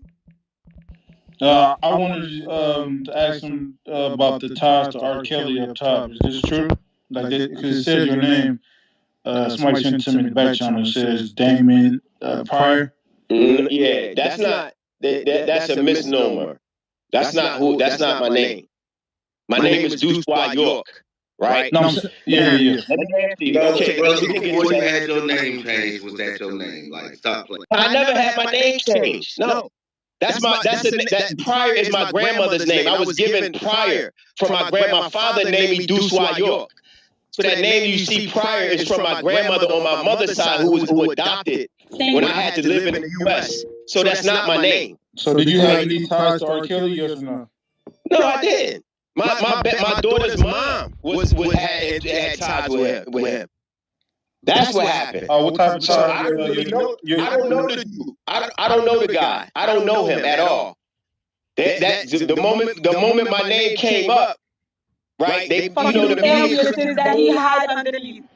Shut your ass up and let me talk. I bet you do want me to shut up because you don't want them niggas to hear it. You don't want them to get research. You know what? Don't believe me. Don't believe me. Do your research. Don't believe me. Do your research. It's on Google. Don't believe me. Do your research. Let me give these people the facts because you just running trying to be in somebody's life so bad. You want to be attached to me so bad. I don't even know your parasite ass. Nigga, you wish. You wish, you piece of shit. You wish. Nigga, you fucking wish. You fucking wish. Bro, if you get in front of me, touch me, your melanin be popping ass, bro. You ain't no fucking way in hell. You think I fucking worship your bitch ass. You ain't even a man. You saw me one time. You want to be. And you fuck niggas in the head. You a fucking weirdo, bro. You starstruck when you saw me. You was like, oh, Deuce, tell me about this. You was starstruck when you saw me. Y'all starstruck behind that. Because I don't fold. I'm 100% about mine. I don't bend to that bullshit like you think you got them niggas under control because you some type of dominatrix and you wish. That shit don't work with me. No, you just honestly, you know what it is? You can say all you want, but the reality of it is that kid that I see when I see her face, she can't possibly be lying to me. You gonna tell me my daughter lying to me? You gonna tell me my daughter lying to me? Behind my daughter? Yeah, I got a question too, bro. You fucking douchebag piece of shit, huh? You fucking douchebag. Fuck that. Fuck that. Hide everybody in this motherfucker. Bro, listen. This is why it says you were in the "Be Careful What You Do to Me" music video, and now you're saying you never met the man. So I'm trying to get some clarity. I wasn't in no video. I don't know that nigga, man. I'm not starstruck by no fucking R. Kelly. I don't know him. What did your baby mama have ties with Kanye West? R. Kelly, not Kanye West. Let me answer you. When I met her, she was. I didn't know she was even with the man. I was in Atlanta. She came to Atlanta. Sounds like everything I'm saying is. Sounds like it's. So your baby mama was dating R. Kelly? Yo, can you mute up real quick? Listen, she chose me. I don't choose none of these knuckleheads. I didn't choose her. She chose me. She approached me and was like, "Yeah, shut your mouth. Shut your mouth. You wanted to be children. You wanted to be so bad. We know, kid. I'll get you. You'll get your attention soon. Be quiet. Listen. So she chose me, right? And I was like, I dated her for a minute, right? And so the whole situation when I was with her, I didn't know at the time that she was involved with the man. We was already dating. So when I heard about it, I'm like, man, this situation is crazy because I was already trying to make sure that the case against Dr. Malachi York, right? My father, I was like, listen, I can't be associated with this BS that was going on with R. Kelly. I told Lisa that. I said, look, I can't be associated with this because I'm working on my father's case. They conspired against him and locked him up. So I'm not going to be involved with that, right? In that sense. And I told her, right, stop doing what you're doing. This happened in the first trial when R. Kelly was up in Chicago and all of that. When he was up there, I didn't know nothing about it. I wasn't involved with that man. I've been to Chicago one time. I don't even know the man. I know a lot of music industry faces and guys and brothers that used to come through in Atlanta. They used to holler at me because it was just I had that type of repertoire with him, but I didn't know R. Kelly. I wasn't interested. So when we were together, that whole situation came out. The tape came out, and I'm like, damn, I didn't know nothing about it. So as I moved forward, she was in a tape. I'm not saying that. I never saw the tape. That's what I'm saying. I don't know, bro. I don't know that. You don't know if your baby mama was in the R. Kelly tape? I don't. Stop lying. I never. Bro, come on, man. Yeah, you're lying. First of all, I never saw the tape. The whole world. So you never seen R. Kelly ever in your life? Yo, one mic. One mic. Hey, come on. You ain't really that shit. Because according to the only people that should be speaking should be Dosua and Uma. Thank you. Yeah, come on, man. Y'all gotta deal with it. According to Eddie Hill, that nigga recorded that shit. Let me finish, man. Let me finish so y'all can get some She was clarity. right there in the room. I'm not trying to get clarity. Y'all just want to talk. Let's get to the facts. Just like y'all just want to talk. No, we gonna speak to the facts. Nigga, you hustling now. Let's talk about it. You said at first you said I was lying. Now you explaining yourself. So keep explaining yourself. I said you was lying about me being on the tape. I'm not on no tape. You made a bunch of statements. No, what I said was you recorded the tape. No, I didn't say you was on it. What I said was you recorded it. So why wasn't I indicted? Why wasn't I in trial? Eddie Hill admitted that you recorded it. See, y'all sit here and play this game all y'all want, nigga. This shit don't affect my life. This shit will never affect my life. The only part of it that affects my life is the fact that I can't see my father. Okay. Y'all niggas is claiming him to this be is y'all. Let me answer the question, bro. Let me answer the question. Y'all literally have control over my father's entire case. His own kids can't see him. Y'all need to let it fucking go. We want to see what the fuck y'all niggas, y'all know what y'all did. That's it. I'ma just say what it is. Y'all know what y'all did. Y'all know what y'all did. And the universe don't bless y'all. The universe don't bless y'all. Because first it believes you me. The universe don't bless your ass. I ain't go to Haiti to become a priest for nothing. The universe don't bless your too emotional to deal with this type of situation. When you dealing with these legal matters, watch your ass and sick. When you dealing with these legal matters, when you dealing with law, you gonna get sick, nigga. Watch. I ain't gotta worry about nothing. Trust me. You gonna get sick. I guarantee you that. I guarantee that. You gonna get sick. When you're dealing with legal matters and you're dealing with law, it's nothing emotional. That's why your best lawyers are non-emotional. They don't get caught up in no lies. They deal strictly with the facts. I have a room called Actual Facts that speaks to and none of only y'all facts. be talking about facts, though. None of y'all talk about facts. Because I know this R. Kelly thing is a big topic, and people like, yeah, he was. I wasn't involved with that. I was involved with my daughter's mom. That she later came after we broke up. That's when the second case came out. When the first case was involved, I was like, listen, right? Don't get involved with that. That has nothing. I'm not being associated with it. So it became a juicy story that, oh, he was involved, he was on the tape, he looked like R. Kelly, he was filming. I'm like, man, if y'all had any sense, I would have been as called and subpoenaed as a witness. I would have been on some type of the charges or something. Why y'all keep mentioning throwing my name in there and I'm not involved in no paperwork at all? Y'all can't present no paperwork. It's just a bunch of lies. So the story was juicy, but it was not true. I wasn't involved with none of that. After I broke up with her, that's when she went on her tirade and they went to court and all of that. But I wasn't involved with that. So just for clarification, so your baby mama that was dealing with R. Kelly, you don't know if she was the girl that was on the tape of R. Kelly? Listen, I know people say everybody saw the tape. I don't know what y'all talk. First of all, when they say, let me shut up, this girl, run her mouth. Somebody put a sock in her mouth, please. When they say everybody, when they said it was a minor on it or something, I never saw it. I'm like, I'm not why. But your baby mama ain't never tell you that was her? She never told you that was her? Well, we don't need to know that type of detail. Like, come on. Everybody wants to talk about it. I'm just telling you. I'm telling you from my side. That's what I'm saying. You can ask me any question you want. I'm gonna be straightforward. I don't have nothing to hide. One of my actual physically blood brothers want to talk about it because they also know about the same exact situation I'm talking about. Y'all want some clout off of listen. Nigga, I have 100 of my brothers and sisters talking your ass. I'm not trying to chase no clout. I'm not trying to chase no clout off of no R. Kelly shit. I'm not trying to chase clout off of no R. Kelly case.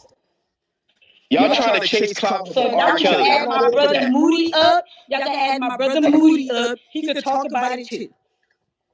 Y'all just talking though. Y'all talking about my life and I'm on the stage. Y'all talking about me and I'm right here. Let me speak for me. But yet your name is York, so you're technically pretending to be one of us, you fucking loser. You're technically pretending to be one of us.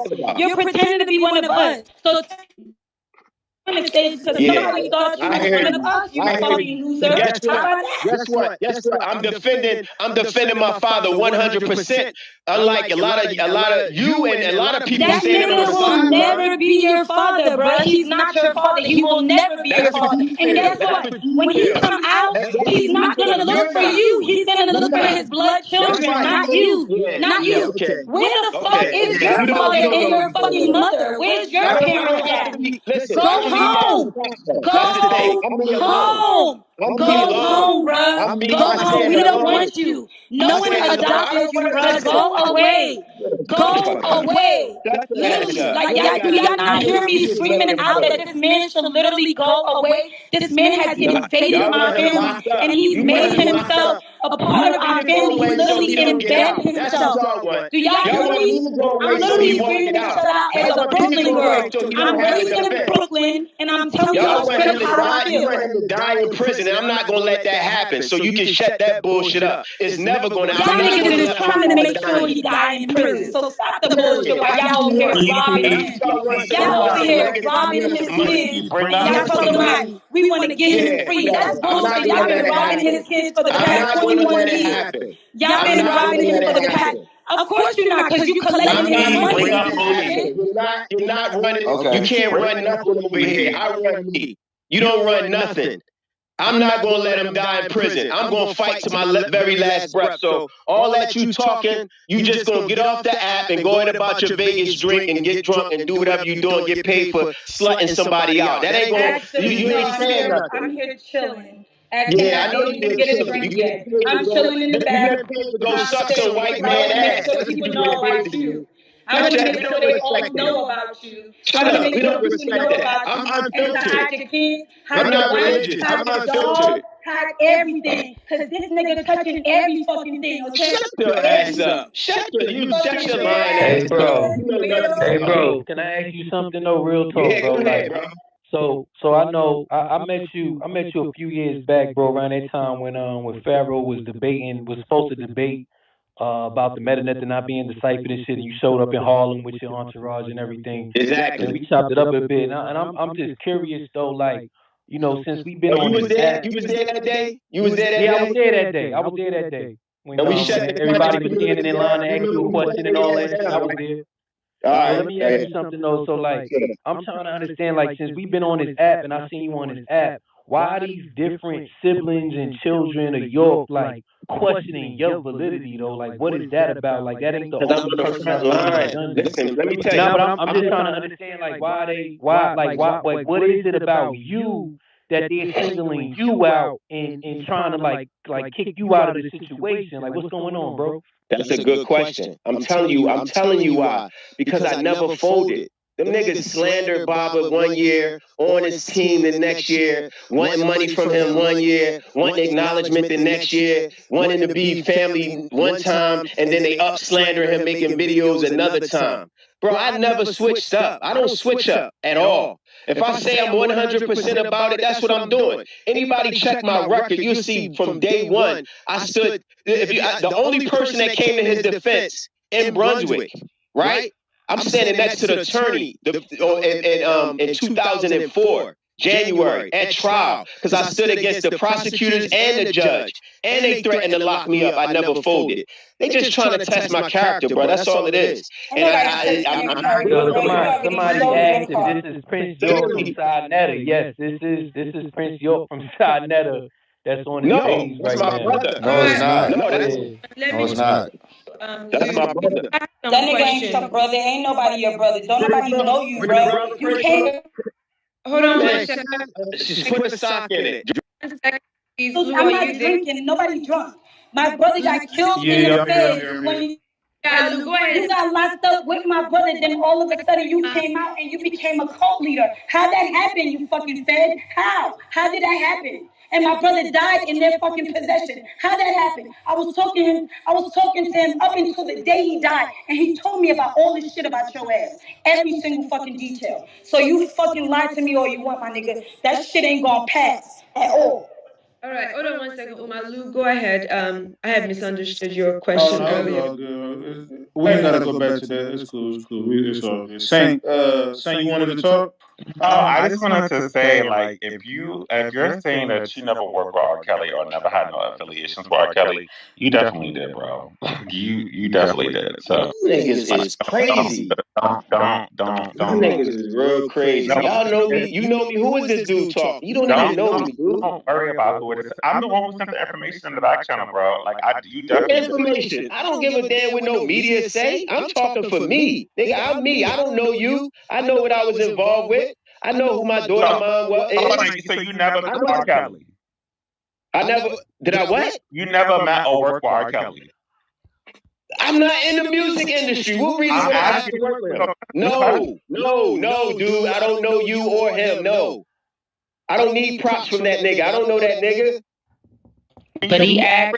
Can I bring up Moody? Done.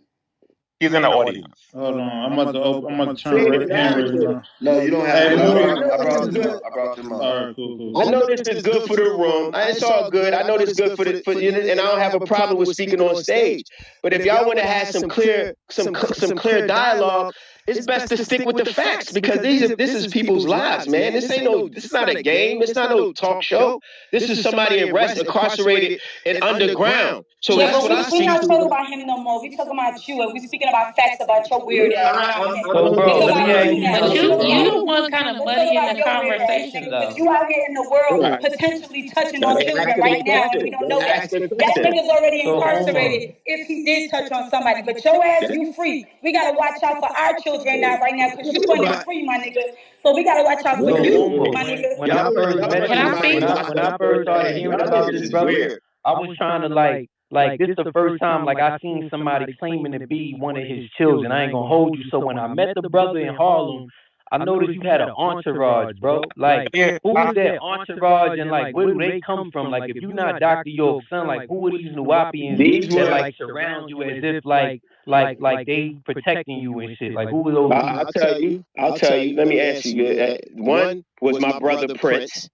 The other were people of the embassy. We had a diplomatic mission and things we were working on legally, that we were legally doing amongst the international community. That's why I travel so much. People like, oh, he traveling all over the world. I got my own money to do my own thing for my father. I don't need to answer to nobody. So these people were in support of what we were doing. And my father was backing it 100%. That's why we was able to move the way we was moving untouched. That's why, because I had the power and the ability to do so. And I can't be touched legally because I know what the white man and his system capable of, and I know that they all liars and committed fraud against all of our people. So they know that I'm the one that they need to try to stop, but they can't stop me. That's the bottom line. That's why they trying to say, "Oh, you all involved." That's why everybody mad. They like, "Oh, they trying to attack something because I'm authentic." You know what I'm saying? And I won't fold. I'm not a fake. You know the fake. Money, I'm gonna be a buck, bro. I don't know if you real or fake, but I can't cap. Nigga, you is fake as fuck. You are when I fake met as this like, nigga Harvard, the fact that you had the heart to say that you're real is like sickening. he was in control of these niggas. I ain't gonna hold you, bro. Like he definitely had a bunch of niggas surrounding him that was like following him. You know what I'm saying? I don't know what he got going on in his life, but they and all of them was dressed the same, and he was the only one dressed differently. So they definitely got some shit going on. Okay, so look, this is phase. This is phase. Look, I want to say, I'm listening, man. This is the first time that it connects for me, how it connects for me. Because Duswa, I did not know that you was Basil. Since the moment we met, I said something familiar. I was talking to my homie who's sitting right here, and we have another sister who's queued up. I said, yo, something with this. I don't know what it is, but it's something familiar. You probably don't even remember me from like being young and coming to the barbershop in the West End.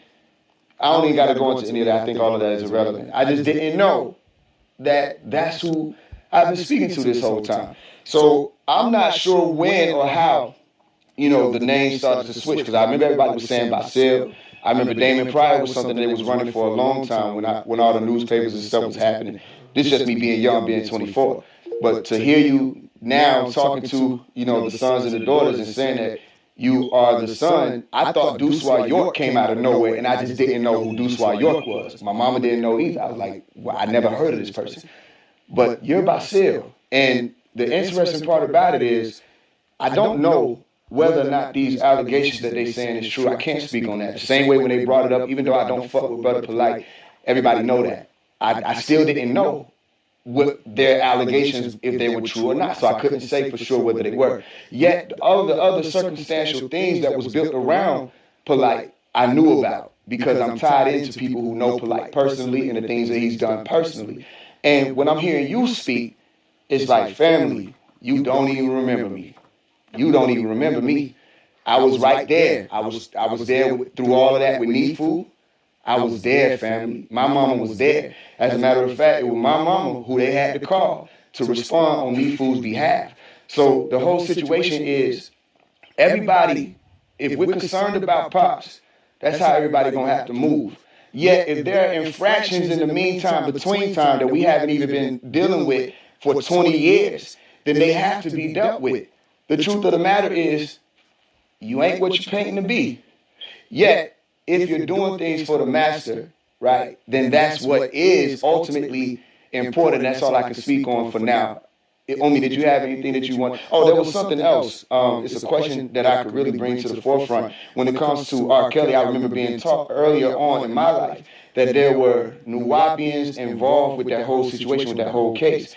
And I didn't know for sure who it was that went and testified on behalf of R. Kelly when it came to the allegations or the charges that were being brought by your baby mother, your baby's mother, or your child's father.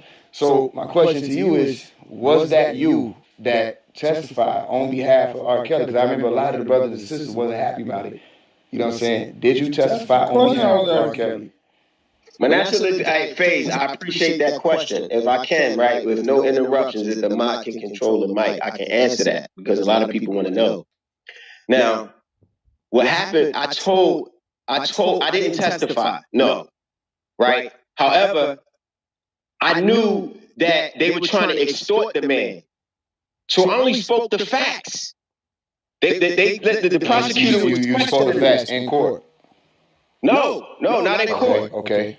But they interviewed the lawyers, R. Kelly lawyers said, they asked me a question, right? About, they subpoenaed me. After I broke up with Lisa.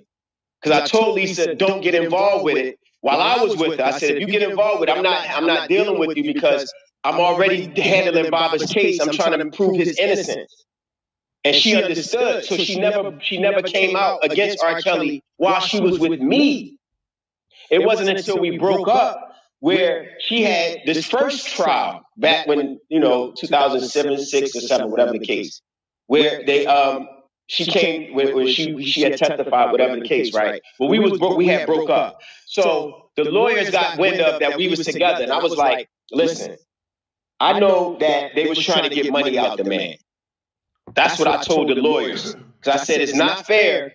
This is how he beat his first case. I'm going to tell you how he beat his first case. Let me tell you how he beat his first case. Anybody cut him off to get moved to the audience, man. We ain't finna do all this. Hey, and follow the black bar at the top, man. I mean that green bar at the top, man. Follow the club, man. But keep going.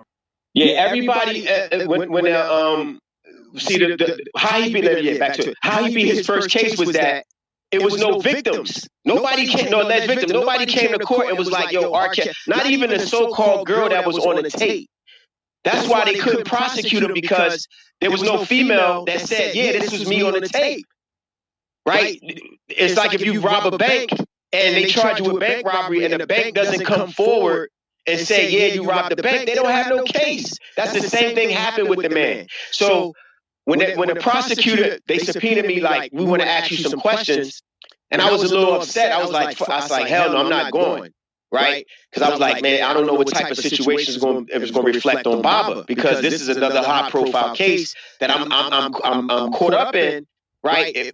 Just by proxy, just because I had some information, factual information about it. So I weighed my options. I talked to my lawyer. It was like, well, they just want to ask you, a few questions. So I said, all right. So the prosecutors, I said, listen, I know what they was trying to do. I know they was trying to extort the man. The dude that had the tape or whatever, they was trying to get like $250,000 out of him, right? In order to get the tape back. Lisa knew about the tape, right? I didn't know until afterwards. Meanwhile, I met her just we was at a lounge or something. And then all of it just fell in my lap. I'm like, God damn, I didn't know who you. So she started telling me she had a situation with the man. I'm like, oh man. So I had to make my decision. We broke up. I had a daughter. I moved on. And so the time the trial came up, I flew to Chicago, and I let them know what happened. Like, look, I think they was trying to set him up, right? They tried to extort him out of some money and whatever, ABC. And so, real quick, that's including your baby's mother too. What you mean? I said the guys who had the tape. No, I'm saying the guys who had the tape, I know they was trying to get money out there. They was like, listen, give us $500,000, $250,000. And we won't release the tape. I didn't know that the tape was in these guys' hands. I learned all of this while being with my daughter's mom. And I don't even like speaking on it because I let dead dogs die. And I told her I'm not being involved, but somehow my name got dragged in it. So when I went to Chicago, right, they had asked her on the stand the questions about the tape and the extortion. That's how that came out in the trial. I never had to testify. They was like, listen, they said about me. They asked who I was. I said, that ain't none of your business. I'm not giving none of my information. They was like, your social security and all this. I'm like, y'all don't need to know that. So the judge was saying, listen, if he don't give his information up, then he can't be heard. I'm like, well, fuck it. I don't need to be heard in this trial. This ain't my trial. Y'all asked me to come. So I didn't give up no information. And so what the lawyers did, they used that as a defense for R. Kelly to say that Lisa Van Allen was involved with trying to extort R. Kelly. And because it was nobody from the tape, the female, the young, whoever she was, that testified, they couldn't find him guilty. That was it. That was all that happened. It wasn't that what they did. The media created this whole, the story, look at the story. It's getting, blog sites get millions of views, the story get millions of views, right? So I tried to stay under the radar because I didn't want to get involved with that because I already was fighting on Baba's freedom and his innocence. So when R. Kelly was found not guilty, right, they was like, this guy got the power to get people off these cases. So they started backing away from me like, nah, this I don't know who he working with. What's going on with him? They started questioning me because I was presenting so many facts. They're like, how this guy in two high profile situations? And that's what came out of it. So from there, I never told the story because I was like, people are nosy. They don't need to know none of that because that's my child's mom. I had to think about my daughter at the end of the day. So I'm like, man, my daughter in a few years, all of this is, she gonna look at me like, what's going on? So I was protecting her at the end of the day. I never testified in his trial. I never met the man. I know of him just the same way everyone else does. I was with Lisa. And I didn't know she was involved with this guy like that. It was just by coincidence I met her. We had a situation, right? She was with me for a few years, and she moved on, and so the story was just stuck because the man got found guilty recently because all this coming out. So the old trial came up, and that's how my name is attached. That's it. All that hype people doing, there's nothing. It ain't got nothing to do with that. Those are stories being played for media sales. That's a crazy coincidence. Bro, niggas don't just involve niggas in kids and shit, bro. Like, you got too much of that going on, dog. All right, let Ion speak, please. Let Ion speak. No, can y'all pass it to Moody, please? Because he's actually his child. Go ahead, Moody. Go ahead, Moody. If you come off the mic, you're going to the goo. Moody, you got to unmic. Oh, okay. I'm sorry. I said, I really hate to do this, but because it was brought up, I'm gonna speak facts. If anybody cut her off, you get moved down. And y'all not coming back up. The whole point of reason why his name was brought up in the case is because the two suspects that had robbed R. Kelly for his watch in the video were Deuce and my brother. So the reason why they were the ones that were trying to extort R. Kelly, and that's how his baby mama got caught up in the situation, because when she found the tape, she brought it to him, and they tried to extort R. Kelly for the tape. So when he's saying that he didn't know who the perpetrators was, he was one of the perpetrators that robbed him for the watch that they were talking about. That was my brother who went to jail. His part was cut out of the scene. I cut out. That's why he was in prison. But that's why we found it ironic, because it's like you were in this case with the same allegations, same things, and then the reason you don't want to affiliate yourself is because you were the one that was caught with the tape. So you did see the tape. Because you even kind of admitted it just now. You said everyone saw the tape. You did. And then you was like, well, no one saw the tape. No one. But how did you know the girl was on the tape if you never seen it? Because I'm just saying. Is that a question? Is that a question? No, I'm just saying from the way you responded, because you kind of already said it. You said no one saw the tape. No one showed up from the tape. But you had to know who was on the tape to know who didn't show up. No, they said it in the trial. That's why I know, because what they said was that it was the so-called victim in the tape never testified. That's it. You can read that in the newspaper. This shit better. Hey, I ain't gonna lie though. This shit better than the OJ trial, man. I ain't gonna lie, man. But keep going. Oh God, yeah, bro, I ain't gonna cap. Like, if I was around a bunch of controversy around a tape, I would want to check that shit out, see what's going on. No, listen. I'm gonna tell you why I didn't look at it, because they said it was a minor on the tape. So I was like, man, there's no sense in me looking at it. I'm like, I'm not looking at that shit. Why would I look at it? Ain't no point. They were selling it was everywhere.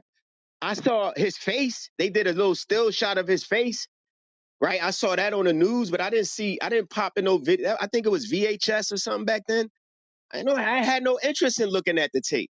And if Lisa was on it, I was already with her. So I'm not gonna watch another man. Come on, man. You gotta see my position. So just stop assuming. I never saw the tape. I don't have a reason to lie about that. If I'm telling you all this other stuff, right? I was involved with this, and this is the facts. Why would I lie about seeing the tape in the whole world? No, I didn't see it. I wasn't of interest for me to see it. So that's you lie about everything. Y'all let Moody finish though, because there's more. Wait, so hold on. So are you saying that you were never in possession of R. Kelly's watch and a tape that was with him recorded on it? You're saying you never had any, that was never in your possession? I never had a tape from the man. That's something that someone. Wait, let me answer you. Let me answer you. No. No. I was never accused of stealing nothing. I was not charged with none of that. What? These are not charged. When you see me arrested, you see me arrested for driving. and failure to appears. I have no criminal record other than failure to appear for court for driving tickets. Anything else I was charged with, I beat my cases. Flat out beat jury, not guilty, right? Several cases I won. I was never arrested for robbing, guns, criminal, none of that stuff. I beat all of those cases. If you see my mugshot, like a lot of people say, look, here's his mugshot. Niggas got a million mugshots. I got mugshots. Yeah. Did I fight the devil? Yeah. Did I fight the system? Yes. Was I charged with anything? No. Was I sentenced? No. I was charged with if I had a ticket and you don't show up for court, everyone knows in Georgia, if you don't show up for court, they hit you with a failure to appear, and you have to spend 14 days, 2 weeks before you see a judge because you failed to come the first time. And I had like many arrests for that. That's it. So all that y'all hyperflating this situation. So no, I never saw a tape. I never saw this art. No, I Hey, didn't see it. I know. earlier you said you You went to didn't prison, you went answer to you didn't jail, answer bro. his question directly though. He said, were you ever in possession of the watch or the tape? You said you never saw No, a tape. You I said said you were never no. charged. I You was said never no. in possession. Listen, let me say it clearly again. I was never in possession of a tape. I was not in possession of no tape. I didn't need to have a tape. Lisa was already involved with all of that. Why Or would a I jump watch. in? No, I had How my old is own Lisa? jury. Can I ask I another don't know. question? I don't If know, man. if I you ain't been knew with that her. the tape if you knew that the tape existed and supposedly it was minors on it, because that's the reason you said you didn't watch it, right? It had minors on it, right? Yes. Why would you go in defense of R. Kelly to stop him from getting in trouble if you are already aware that it's a tape with I minors? didn't go. I was subpoenaed because they knew that I was with Lisa. And they got information that, hey, he may know some information about it. After we broke up, They don't subpoena you got to understand. just because you are a partner of somebody. They don't just do No, they had Yeah, that's what information. I was Yes, about to they say. do. It's, they They don't do can. that. Yes, They do so. you don't know. This I've been nigga in wait, talking trial like it he like sounds that like too he when they was got asked to do a subpoenaed. What are you talking about? deposition. It sounds like he was asked to listen. do a deposition, but you had control over the way you responded in that deposition. Exactly. And it sounds like Exactly. you decided to protect R. Kelly because you No, decided that no, the let me people tell were you what I extorting him. decided. No, let me tell you what I decided. I decided to state the facts that of what I knew that they were trying to extort the man. You know how I know? Because I heard the dudes on the phone with Lisa. That's how I was like, yo, stay out of that. This They nigga was like, cap. listen, we got the tape. Let me tell you, you want to hear it? You asking. You don't have to I didn't assume say you'll get the anything. facts. I didn't No, say not anything. you. Go I'm ahead. just saying what they said. I was on. They said they were in Texas. They got these guys. He was like, yeah, we got the tape. We're gonna try to. I'm like, what? So I'm listening. I'm like, yo, cut them guys off. We not gonna get caught. You're not gonna get caught up. I tried to really help her. By the time she had got pregnant, we were in a situation. So I'm like trying to protect her from the BS. Hey, So Dosha, by the time, quick question, real quick. let me just say, Yeah. by the time the trial came up, they got information. They got whoever the prosecutor, whoever had win that I had information about the extortion. So they subpoenaed me. They said, listen, can you come answer a few questions about what you know about him being extorted? And I answered that. And anything else I denied. That's why they didn't allow me to testify in trial because I didn't want to, first of all. And I know how to answer questions without giving them what they want. I Because see. they was trying to But my question is directly, if you overheard the so-called extortion attempt, you must have overheard what was on the tape. You must have I believed what did was on the listen. Hold on one I second, already sir. Okay, go One ahead. one second, sir. You must have believed what was on the tape because you said you didn't watch it because you heard there were minors on there. So if you see some people trying to extort a pedophile, I'm trying to understand the logic of going and when you get subpoenaed, going and trying to protect him from being extorted instead of protecting children from a pedophile. Can you explain that? Listen. First of all, at the time when that was happening, he was not charged with what you're saying, pedophilia. That was not even in the picture. Because he wasn't charged. This was a time where everybody was like, yo, there was a tape with R. Kelly, blah, blah, blah. So no one knew about what you're saying is after the fact. And it wasn't no pedophilia charges. If you notice, he wasn't charged with that. So y'all using that word as if it's attached to the case, and it's not. It's triggering. Now, secondly, I didn't go up there to protect him. That wasn't what I went up there for. I was subpoenaed to answer questions about the extortion. Now, I heard what was on the tape. So it wasn't my interest to look at it. I didn't need to. I don't want to see. I didn't want to have. I told you that. I just answered that question. I thought I was clear. There was no need for me to be watching this situation because Lisa. I was with Lisa, and I heard about it already, and I was already disgusted by the whole situation because my name was being brought up and caught up in it, and I didn't. It wasn't something that I wanted. I Right. was And like, you man, I'm heard trying. about the tape before your deposition, correct? Yeah, I heard about it. Everybody And heard you about it. heard that on the tape it was minors, correct?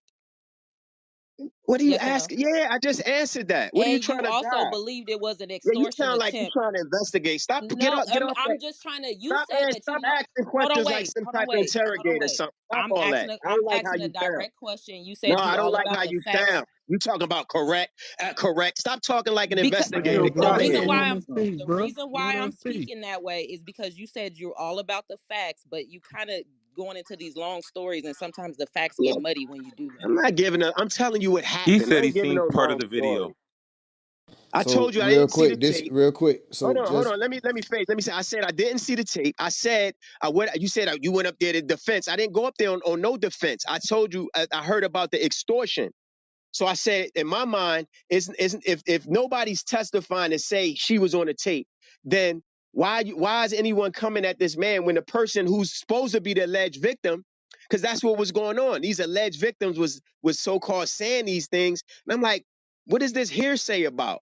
So I said, if they had a question for me about what I heard, then I answered it. Now they was asking me other stuff. I know how prosecutors play. I said, listen, you're not gonna get nothing else out of me. I'm answering you what I gave you. I don't know about who was on the tape. Nobody could determine if it was a minor or not because the alleged victim didn't testify.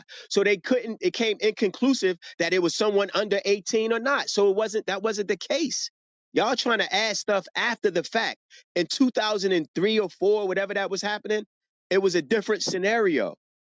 So it's not a long drawn out. You just need to get the facts because y'all got a whole bunch of 20-year-old misinformation. Hey, you a good talking nigga though. I'll give you that, man. Man, he talking to that nigga, boy. God damn. that's a fact. That's a But motherfucking let me say circle this around real quick. everybody. Moody. Yeah, we ain't that stupid. He thinks we stupid.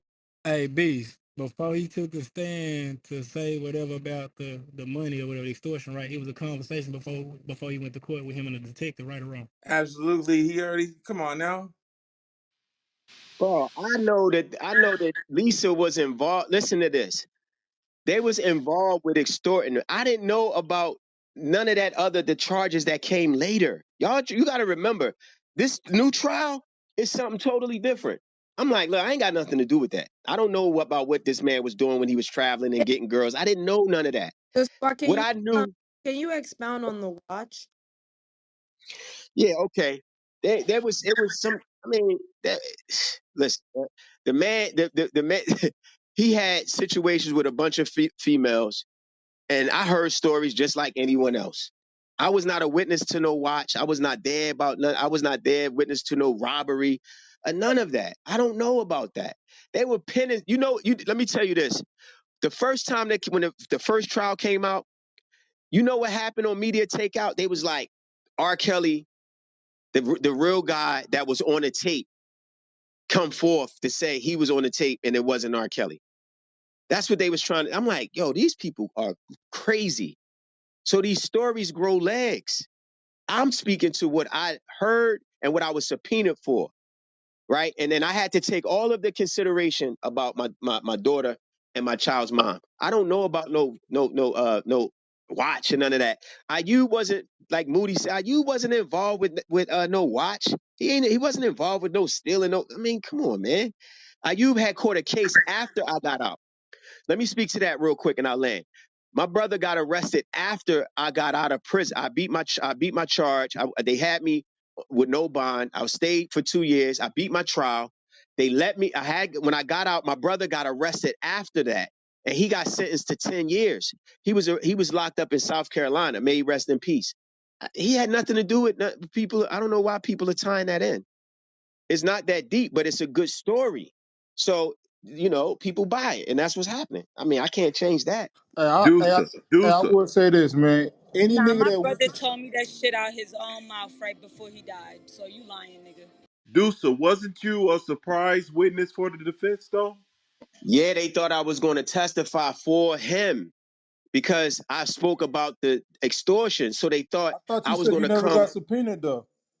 I did get, no, I No, did he not was say that. I subpoenaed said, for a deposition, but Okay, when okay. no, he was supposed yeah, to I go on was the stand, subpoenaed. he refused to give up his information, so they Right, couldn't I use got him. you. Okay. But once you're right, deposed, if you're not able to go on the stand, they can use your statements in a deposition, though. Correct, So correct. you are still technically a witness. Okay, I got right, it. That's a right. big And thing. so I was avoiding I was avoiding because I remember it was the time where I was fighting on my father's freedom. So they was like, "Oh, this man, he's involved with this and he's involved." So I was like, I can't risk this situation, right? With my father's situation. So I refused to cooperate to come in court and testify. But what they used my statement to help him because they said, "Listen, they trying to extort him over this tape." This is what they said in court, and they asked Lisa. They asked Lisa, "Listen, was there extortion issue with the tape?" And she had to admit that they was trying to extort him, and that's why the jury was like, "Oh, so it was all about money. So it's not about the tape." Because the person on the female, the alleged female, didn't testify. So the jurors was like, damn, if the female is not a victim, then what is it really about? So when they used the extortion defense, that's why they found him not guilty. So that's what And happened. you were the So I original wasn't. source of the extortion information, right? Nobody knew about the But extortion how? until The you only way told the that'll be if he prosecutor, right? volunteered that information or they came and picked him up. No, they Like that don't questioned me make about sense it. They what he's questioned saying. me about it. And you They had to did. tell the truth, right? Well, of course, I told you that. I So, said I so what told. I'm asking Yeah. is, are you the first person to present to the prosecutors that there was an extortion attempt? Yeah, I told him that. The prosecutor asked me. He was pissed off in Chicago because they worked 5 years on the situation, but they didn't have motive to say, damn. So why are they trying to come at R. Kelly? So when I came and I said, listen, I guess they trying to extort him. That's what I heard. And then that's when they found out about these two guys in Texas that had the tape that was contacting them saying, we want $500,000 or we're going to release the tape. I heard the conversation. And I was like, Okay, let's listen, this is Dusa, hold on, brother let me Dusa. go Let's ahead. center this. What happened was the girl did not testify. The girl that was on the tape. So Yes, what happened was because she didn't testify, what happened was that Lisa Van Allen, who I guess is your baby mother, she was then the star witness. So what they did was is they basically dissected the actual star witness who was Lisa Van Allen and the fact that she was extorting R. Kelly. So it was a credibility hit, right? Is that yes, correct? exactly. Exactly. So the media said, "Oh, you a star witness," but I never testified. It was just like me giving some information that blew the case out though. Because if you remember, it was in the middle of trial, and the lawyers was like, "Listen, we got somebody that knows about an extortion. We need to halt the trial. There's somebody that need to come forth." And I didn't know. I didn't know it was all that's going on I was in Atlanta at the time. I was handling my business. So when I went to Chicago, he had the media out there. I'm coming through the airport and people was taking pictures. I'm like, what the? I didn't know until it all hit the fan and he was found not guilty. So that's why the prosecutors, that's why they started targeting me because they said I messed I messed their case up. Because I told them about, no one knew about the extortion. So he was found not guilty because they was trying to get money out of him. And they tried to, with this same situation, this recently, I was like, You, man, I'm not so involved with that. I don't you know don't about see none of anything this. odd about assisting the defense when your baby mother is a witness for the prosecution? That's strange. She wasn't a witness. Great I don't question. listen. Let me answer you. I was not aware of what was taking place during none of what they were preparing for. I was not with her at the time. So when they subpoenaed me, right? I didn't know what was being said. I wasn't in contact with Lisa. She had moved on. If you look at the trial, you see she's with another dude that was coercing her to get money out of R. Kelly, and that's what she was doing with him, and he put her up to getting on the stand and lying. I never did that. So I didn't know. I didn't come at the defense or the prosecution side. When I was subpoenaed, I didn't want to go. I said, man, I'm not going to this. How my name get caught up in this? So when I went, I had to go. They said, listen, you could be the judge. I mean, my lawyer was like, don't worry about it because it's just a few questions. And I was like, cool. So he was there, and then when they asked me, I told him, I said, yeah, well, I heard they was trying to extort him. They said, well, who did you hear from? I said it was a conversation. These guys in Texas. That's the statement I made. So it wasn't in the defense of what he was doing. I didn't know what evidence they had against the man. They didn't present this is what we got against him. We're trying to take R. Kelly down. The lawyers didn't say, this is what we're going to use against as his defense, because they threw me under the bus in the defense. They was like, yeah, they talked to my daughter's mom, and they was like, yeah, why you all involved with this guy who's they threw me under the bus at the same time. So it wasn't like I benefited from any of that crap. I didn't benefit. I just subpoenaed, and I told what I told them what I heard about the extortion. Now, I did have a moral reason. Let me tell you why. Because let me tell you why I had a moral issue with it. Is because Lisa, right? They didn't come after R. Kelly because they thought what he was doing was wrong. I'm talking about the first trial. I'm not speaking on this, so don't mistake my words. The first trial, right? I knew that these people wasn't mad at R. Kelly for anything. They was mad because he stopped paying everybody. And I was like, so if y'all knew or felt like he was doing all of these atrocious acts, why didn't y'all come to court and testify and bring a case against him before now? I witnessed that they were just, after he stopped breaking bread and he stopped giving them money and he stopped paying people, etc., paying the females, they got mad. And they said, well, now we're going to come. I said, that's not right. Because if you really felt he was doing something wrong, you should have addressed it from that point on. Don't wait till you don't get what you want out of a situation. And I did have a compassion because the same thing happened with Baba. They was like, people was coming against, they didn't get what they wanted.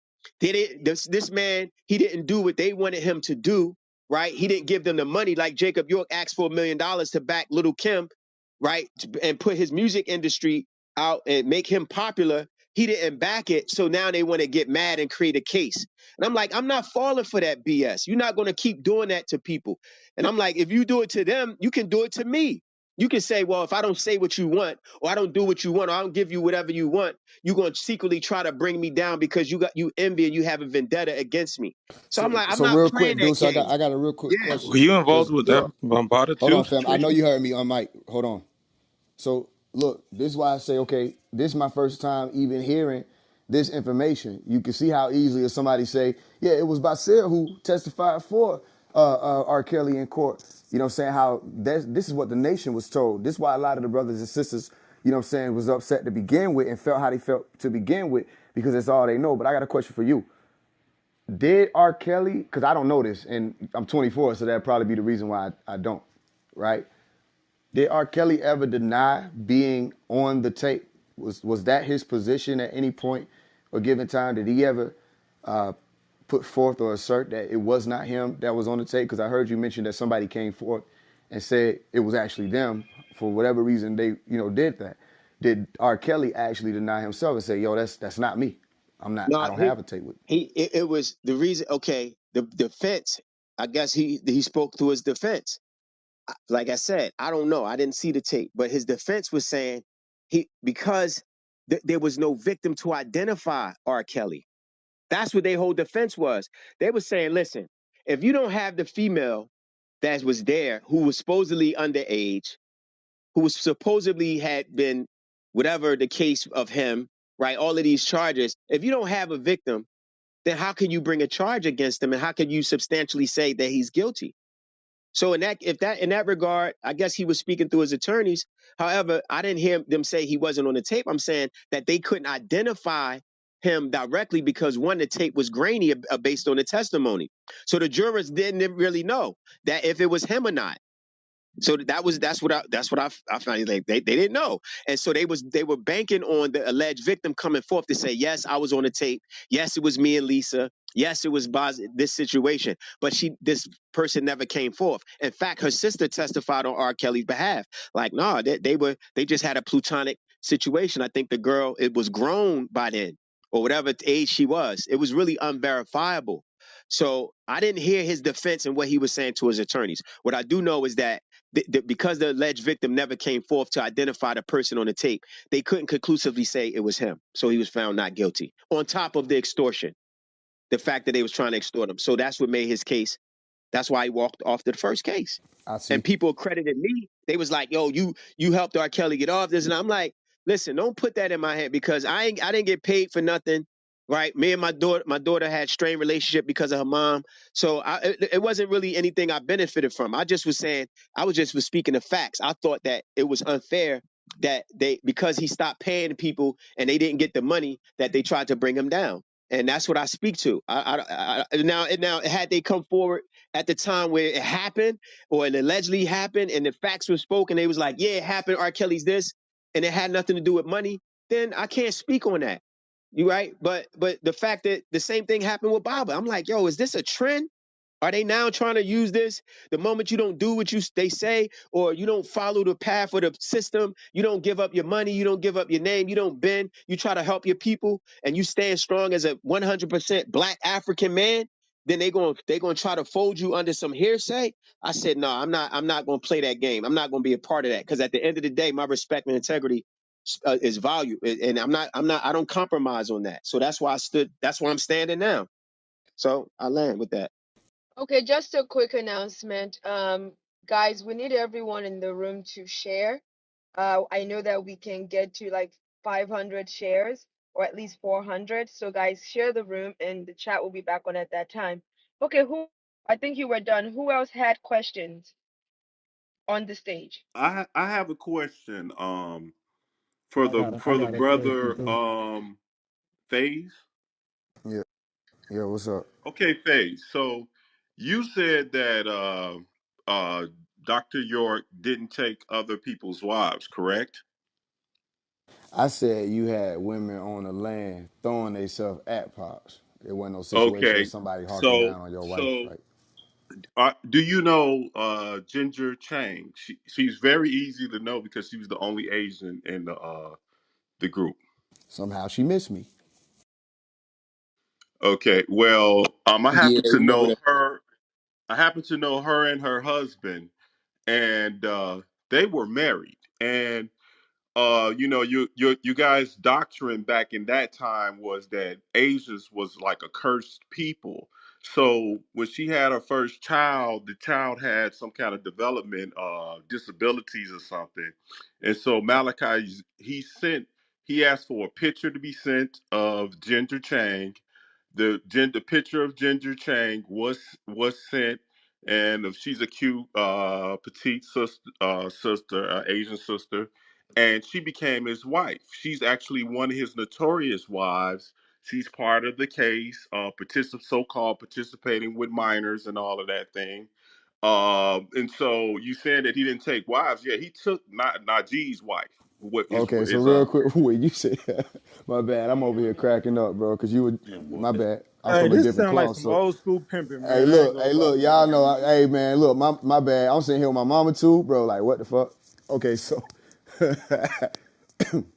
all right, so what you saying is, this lady had no mind of her own. She was snatched from somebody. What you doing? Hold on. okay. Wait, wait, She wait, was, wait, wait, hold wait. Exactly, on, hold on, hold on, Faze. hold on, hold Exactly, on, bro. hold on. So she didn't have no mind of her own. He voodoo judooed her, snatched her from her husband, and she became one of his notorious Asian wives. You know who he was talking about? Who was that? You don't know her that he was talking about? Her She name was became one Ginger of his. Chang. Her name Hold was on, I'm gonna land real Isis quick. I'm gonna land Elizabeth. real quick because your mic's still open while I'm speaking real quick. She became one of his notorious wives. You said, right? Yes. This is what I'm telling you, right? Now I don't know the lady. Okay, so she could have been one of the wives. I have no idea. Here's what I'm saying to you. She wasn't taken. That lady has her own will, just like all them other sisters who was on the land, who was pushing their way to get close to Baba. All of them had their own will. If you know anything about people, not just women, people, you can do whatever the hell you want to do. It was never a situation where Pops made somebody do this or grabbed you over here and say, now you gotta be my wife. Nah, man. So stop kicking it like No, his goal brother, was to brother, take people you're wives. moving the goalpost. You There said was he a never took goalpost. anybody's wives. He did take their Chill, bro. wives. He Now didn't you take no. talking like Okay, a so pimp, then, bro, like you what sound you like you probably told got me. your girl took or something. Like, bro, women do what they want to do. You can't take nobody wife. What are you talking about? I'm sorry, but I'm from a different school Man, this of is thought. old school pimping right here, man. Like That's what you all that talking? shit. You can call it that, but like, Reality, bro, bro. was you taking? Speak pimps, Okay, rest in peace in the No P. woman you gonna feel go what I'm saying? nowhere she don't want to go. Cut that Hey, out. look, I'm gonna say one more She thing, just cause need a look, choosing fee, man. Then it's hold damn on, near I'm pimping. gonna say one more thing, cause I got my mama sitting Oh right no here, no no y'all. no no no! York Okay. was actually pimping her. He was sending her to Hawaii to get a little bag See, for I him. Yes, knew it. I knew it. So what did she do to get the bag?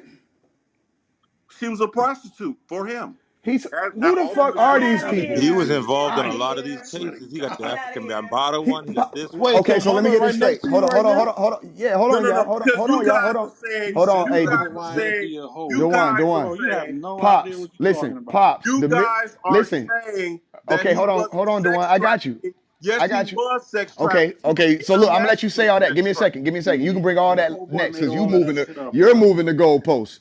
Because it went from taking people wives to yes, he's sex trafficking and pimping women. Exactly. Pick a You hit it right subject. on the So all nose, right, let's bro. stick to the first subject. All right. Matter of fact, let's move. Let's shimmy over. No, I'm saying Malachi, he's guilty of what he was Malachi convicted York. of. You don't know That's that, what I'm so I don't saying. want to deal. I don't want to deal with that yet. Malachi York, the multimillionaire, right, was sending one woman out.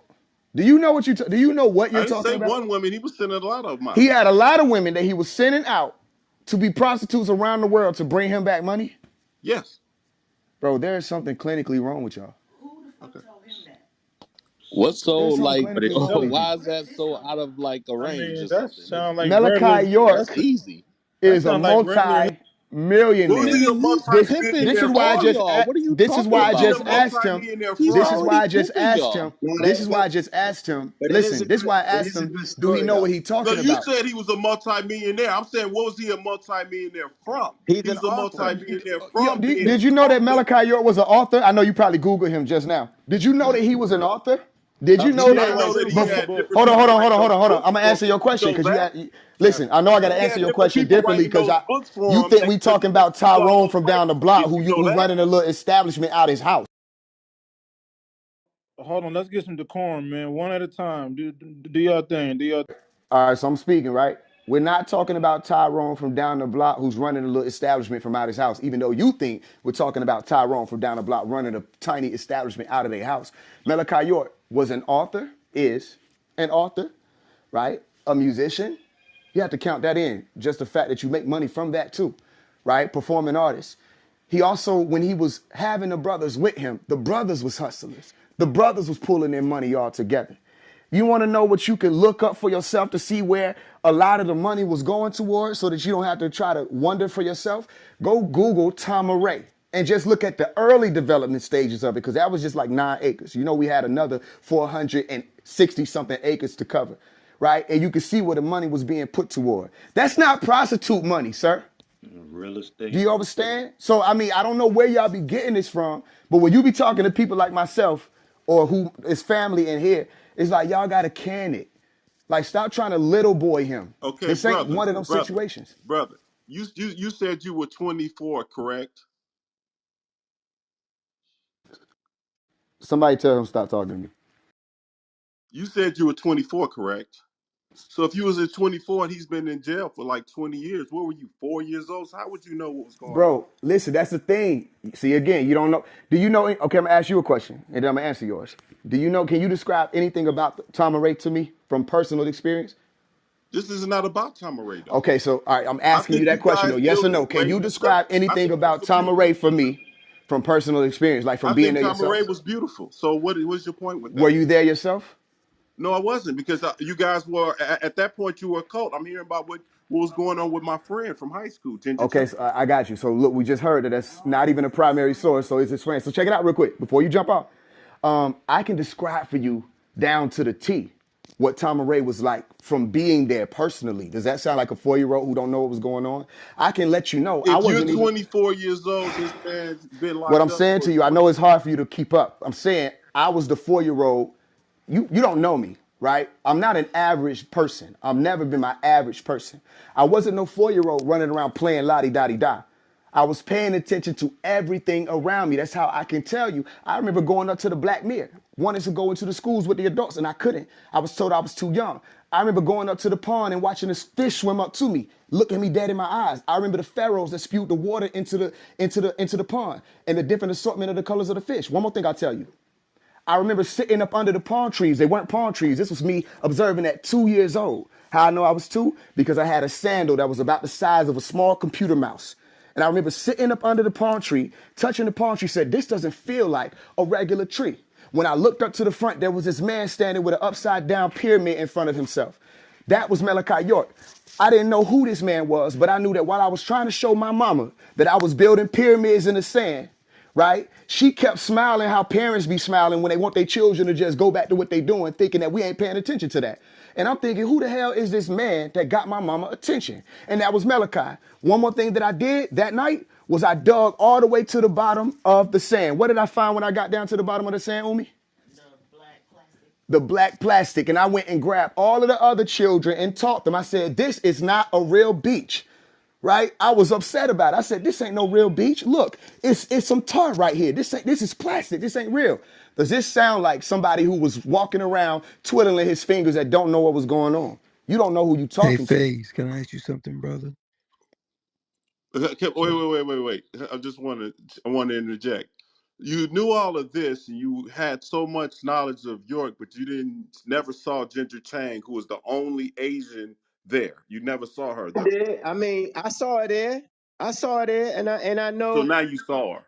No, I'm That's another saying this is man. Look Deuce at Spot your speaking. phone. I'm speaking this. This is Deuce Spot. Let me explain this about the women's situation. Does anybody know? And every feminine on this app knows that if they choose the man, you can't take a woman, a wife from another man as if that's her husband. That's not something you can do. It has to be done by the woman. The woman has to choose to leave. That sound I'm like not speaking about. pimping. No, it ain't sound. It sound like a woman making a decision when she leave your ass. That's what it sound like. But his It only ain't got nothing to do question with. was it against what he taught? Like No, y'all are it was kind of never playing against. semantics when y'all playing with this word take. His Okay, question let is, me say this. didn't he Let me say preach this. one thing and do another? That's his Let me question. say this. He always gave a woman. He said it's always. He told the brother it's always a woman's choice. Keep yourself together. Keep yourself up. Keep yourself groomed. Stay a provider. Stay a protector. Right. Make sure your teeth is groomed. Make sure your nails are done. Make sure your body. Make sure you always smell good. Make sure you got tailored suits. Make sure you got tailored garbs. Make sure you articulate What as a pimp don't man. want their women So hold on. clean and all that? No, What that pimp ain't don't got want their nothing to women do Let with him no clean? pimp. finish That, though. hold on, let me finish. Dewan, Let me you just just land with trying to this. talk just to Let me let interrupt. me let me just Damn. land with this. Yeah, bro, Any he wasn't even man, talking to it you. ain't got nothing to do with pimping. That's that Negro term. It has to do with you being a 100% man. Hold on. Where a female, a woman, they see what they want. They see the standard that they like, and they make the decision. Whatever decision he taught us, whatever a woman So may the decision best make, you man can't win, force her. basically. I feel Yeah, Yeah, let me say something real Oh, quick. it's a yo, woman's hold choice. on, cause I'm about to roll out, man. I got two questions, bro. First off, like I'm trying to understand when y'all say this, any woman, a woman's, could go off and do whatever she want. A woman has a free will to leave her husband if she feel like it. But let's look at the reality, right? If we have a group of people that is looking at one individual as a messiah, right? People are making life changes, right? People are moving their family, people making conscious decisions, grown-ups, right? Women and men that already, built relationships and got married in the past or had children, they're making conscious decisions to move to these compounds to be under the leadership of this brother. But when you get there, the brother's separating the women from the children, the children, the women from the men. He's keeping everybody separated. So for you to act like, this woman, have free will. Yeah, you're right. She does have free will, but the same way they went to that compound, right? Like we can't neglect the fact that this man was considered a messiah. right? So when you have a Messiah figure, and we can't act like that wasn't the case, because y'all some grown ass men 20 some years later still defending his name and calling them pops and shit like that. So we already know the role that he played within this community. So to act like these women, even though they did have free will, clearly they were manipulated, right? And he manipulated a Man, range of people, right? But man. that's So not. so But let's not act but like that's not. let's not That's act not like the these teaching people that he teach now yeah, because everybody has free mine will to is do Nuwapian whatever, and I'm not. but that's what cults are, right? But And the second mine is a thing, Nuwapian hold on, the and I'm All second thing not. I y'all want niggas to sound like discuss, somebody took y'all the wife. second thing I want to discuss is Don't get women. this false perception of his wealth, because he wrote books, he was an author, and he made music. Nick, this nigga wasn't no top selling author or no music producer. Yes, he None of was. that shit was Yes, You he number was. one. he wasn't. Nah, bruh. None of that I shit would was have number to one. say So I I but gotta gotta. push this back. just plays That's not into Bruh, like nuanced. this Wait, just hold plays on. Not into true. understand the this book Hold y'all on that just one this like man when second. y'all wrote, talk though, bruh. about him. One mic, one mic, one mic, one mic. Why do we keep bringing up stage interrupters, though? That's the thing. Like, Shoe Right is not allowed on this. Somebody please move him down. Thank you so much. Who? Right. And let me RJ, just I don't think let me you understand the volumes of work that this man did right, Bro, bruh. listen Like what I'm when you saying, bro. Y'all, go ahead and finish Fridays. bro, I was so talking. so What you mean? I was so just talking. so look, bruh, like when you grew up in cities like New York, that whole conscious movement in New York, It's he pimping, man. almost birthed that shit, bruh. Like when you walk through New York and you see niggas selling books on tables, a lot of them books was Dr. York books, bruh. Jay-Z, Mob Deep, all Nas. these 90s Bro, that don't Nas, got nothing to do with all Okay, these nothing. go ahead. 90s, That You shit trying to? all wasn't these 90s registered, hip bro. hop Hold on, let He Fridays music, does, finish. bruh. Yo, RJ. yo, Let him yo. finish. Hey, anybody cut Fridays This off? You nigga getting raised a bullshit lot of them dudes, bro. Dude was a huge dude, So bro, in what, black bro? culture, bro. Like you And you idol I'm just saying, worshiping right now, bro. What No, he I'm but I'm just saying definitely, saying, is he you like definitely, he none of really that definitely shit was. was downplaying. recognized, bro. His Other music, than the sick bro, shit, his bro, he music wasn't, did do some shit though, bro, in black culture, bro. Like Did you and can't take that away from him. them books Nah, bro. do Show he me a sell. definitely, he platinum plaque definitely that was this nigga, known in. Yeah, he was getting money Yo, all can I types say of something? ways. And I think some of y'all are speaking on shit y'all ain't read. Like, it seemed like I thought you was versed on bro. The this shit. money was I off of read y'all. before we opened the room, bro. The nigga had a lot of different incomes. He did. Bro, I he mean, Bro, my made money man. off of documented. y'all niggas, It's No, documented. no, Bro, bro. Trust me, I You, didn't fuck with you, none of that shit. I'm just saying bro. he He did just some showed, works bro. He though, bro. mentioned Like one neighborhood that had 30 guys that he was sending out, and they had a quota to make $100 a day. That's Bro, I've that's been to their minds. 3,000, bro. That's $3,000 a day from one set of people. He had compounds all over the country, nigga. Of course you gonna get money back doing that shit. I've nah, been You but to it's the got like So mine. I've compounds been for where's to the three the crime thousand in that? dollars Like, getting y'all money niggas back saying a that shit single like it's day. terrible. That's like selling dope, Owning a nigga. Like you business, got a Right. bunch So of bro. what are workers you all over talking the selling about? country that's knowledge. not. bringing Wait, home wait, wait, $100. wait. What are we Selling RJ, talking knowledge about? though. RJ, That's hold on, RJ, so hold what on, are real we quick. talking selling about? books with Hold on, real information quick. is Hold on.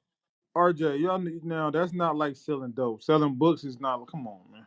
see he what I'm just want to saying? What I'm be. He saying, just that's want to where be his money obtuse. was at. RJ, Like guys, they guys, acting like guys, this guys. dude, RJ. You said you were going to bed. I'm not sure how you came back on stage, but you said you were going to bed and you Niggas added be one obsessed. or two questions. Right. So you've asked your one or two questions, so you can now go to bed. Thank Okay, can I say something real quick? Damn, not night night. That's crazy. Everybody keep addressing this y'all whole niggas, separate y'all, house if he situation. was that rich, why he had a public defender? Let me just say Go this lay because it down, everybody keep bro. talking about this They whole froze his separate house accounts, situation. nigga. If you go back and you look during the time where Dr. York was out, everybody knew that Dr. York was trying to get more. This was the whole zoning violation and all of that came from because Dr. York said multiple times that he was trying to build a city where he wanted people to bring their families and have their own land. The issue that came up was that the city wasn't allowing him to get certain citations or wasn't allowing him to get certain permits to build residential properties on the land. So because so many people was requesting to move on the land, but he didn't have the permits to be able to build the properties. What he did was he told people, look, just bring your trailer and your RV up here. And I don't have enough trailers or RVs or enough areas that's rated to be residential. So all I can put, we got 500 people. Like they said at one point, it was recorded that 30,000 people came to that city at one time. So it wasn't enough properties to get everybody on there. So how else would you house all of these men, all of these women, all of these little boys, all of these little girls. The only way to do it is just like in your own house. When you don't got enough money to get enough rooms, what you do? You bunk your children up. You put the boys and the girls in one room. You may even put the boys and the girls in one bed. That's the way that it was functioning, because the city, and you can look it up, we was in war with Edenton, Georgia at the time, because the city wasn't allowing us to build properties on the land so that everybody, because remember, we keep saying that what y'all see of the compound that y'all keep saying was only 19 acres. It's a known fact we had 476 acres. Why wasn't the rest of those acres developed? Because the city wasn't allowing us to build properties or build anything on the rest of that land. So we was confined to that that little 19 acres. So to mitigate that, he moved trailers up there, and it wasn't enough space to put every family in their own trailer. So the brothers had to go into a trailer, or the brothers had to go into what we call the barn. The sisters had to Nah, go into you their ain't gotta sister's house. explain all that It, to them. They don't need to it, know the beginning. They don't and need then to the know second that. Alright, point. All right, not okay, and so the second point okay. is, Bro, hold on, none of just them one was point. living fruitful The, lives. He was the the only last one point. Second, living hold on good. one second, hold on one second. Let me Nah, just Dr. read. York lived in a Hold trailer on too. one second, hold on one second. Let me just read something quickly that was sent to me so that way you guys can, like, I'll be sure. So somebody said, to bring to their court every day. And depending on if you met the quota, you got a night with the wife, meaning your wife. If they didn't make the daily quota, they had to stand guard in the compound for over 24-hour period. They gave you their savings, social security checks, government assistance checks, and all of the food stamps to the This is court. So pimping. That's a lie. That was That's a a lie. lie. Bro, That's a That's a lie. I complete don't know lie. not one single answer that would be like, yeah, that happened to them. And my pops is a Hey, but fucking Bro, hold, it answer. was a can It's I child. say Like, so this what are one you last crazy. talking point? about? Bottom Can line, I Promise say I'll be bottom quiet. line, something? we, Can I me and say my I just wife want to was touch something? this like, last point, me and and y'all my got it. wife was like, Hold on, hold on. I'm gonna let nigga was that a brother go after. plantation owner. What I the just want fuck? to say real quick. wait, why do we keep Hold on, y'all, please. Now, real quick, I just want to That's do the we say head keep something. bringing moderator. up stand up on stage? Like if I'm like if definitely still here. Yeah, like if we move someone down, they don't need to come back up, please. yeah. Thank you. I ain't moving them down. I mean, I ain't bring Yeah, them up. I'm Can definitely I still say here. something though? Like, can I talk? Because That y'all nigga men was been a dominating. plantation owner. If that's true, I It just ain't want. true. So I don't I just want. worry. It ain't no plantation. It's not Lou, true, you bro. go look at the property, Lou. Go no, on I seen Getty's it. image. That shit Okay, look can I we let good wasn't the though. finished ladies speaking. speak? Can we let the ladies? There was a lady Cause that y'all saying been that she. dominating like on some ego shit. So Okay, can go we ahead. talk? Um, I'm just saying, like, it's so crazy that y'all let the Hebrew Israelites get up here and talk. They do they 1-2 step, right? And they been yelling at niggas for like since the '80s, and then like a man make his move. You know what I'm saying, for the people, and it's still conflict. Like, y'all gotta like make sense to this. Like, is it Well, what you this want? has nothing to do with No, your I'm making right. a I'm making a comparison. Oh, I'm saying that as a people, we let the Hebrew Israelites do they 1-2 step since the 80s, maybe the 70s, yelling at in our face about their religion, right? Bothering us. This man went and gathered people that were believers of him, regardless if you believe it or not, because it's the same thing with Christianity and well, why are Islam, you right? comparing the two? Okay, We're talking can about child I molestation you gonna here. let me can I talk? You let the brothers talk. Can I talk? No, you may not. Thank you. Okay. All right, can I finish my point real quick? And then I Yes, go just ahead. one point. So the last other one is we keep talking about Dr. York stealing wives and all of this stuff, right? The only thing I wanted to bring up is that the brother Tariq was on here earlier, and he mentioned that how Dr. York stole his mother from her husband because she had him with another man, and then Dr. York had 2 children by her. The question I want to know is that what type of woman has a child by another man, gets with this other man, Dr. York, have 2 children by Dr. York, and then Tariq says it and said it on multiple videos that he thought that he was Dr. York's son until he was a preteen. If she didn't want to be with Dr. York, why would she allow him to think that this was her father, his father as a child? What play did Dr. York have in that? That show you it was the women. Women was throwing themselves. Anybody who was there knew, and Dr. York said it all the time. He was like, man, y'all brothers going out there, y'all teaching, trying to talk like me, trying to mimic me. He was like, and then y'all wonder why when y'all come here and y'all bring y'all women here, y'all women want me, because y'all not going out there spitting your own game. Y'all going out there trying to mimic Dr. York.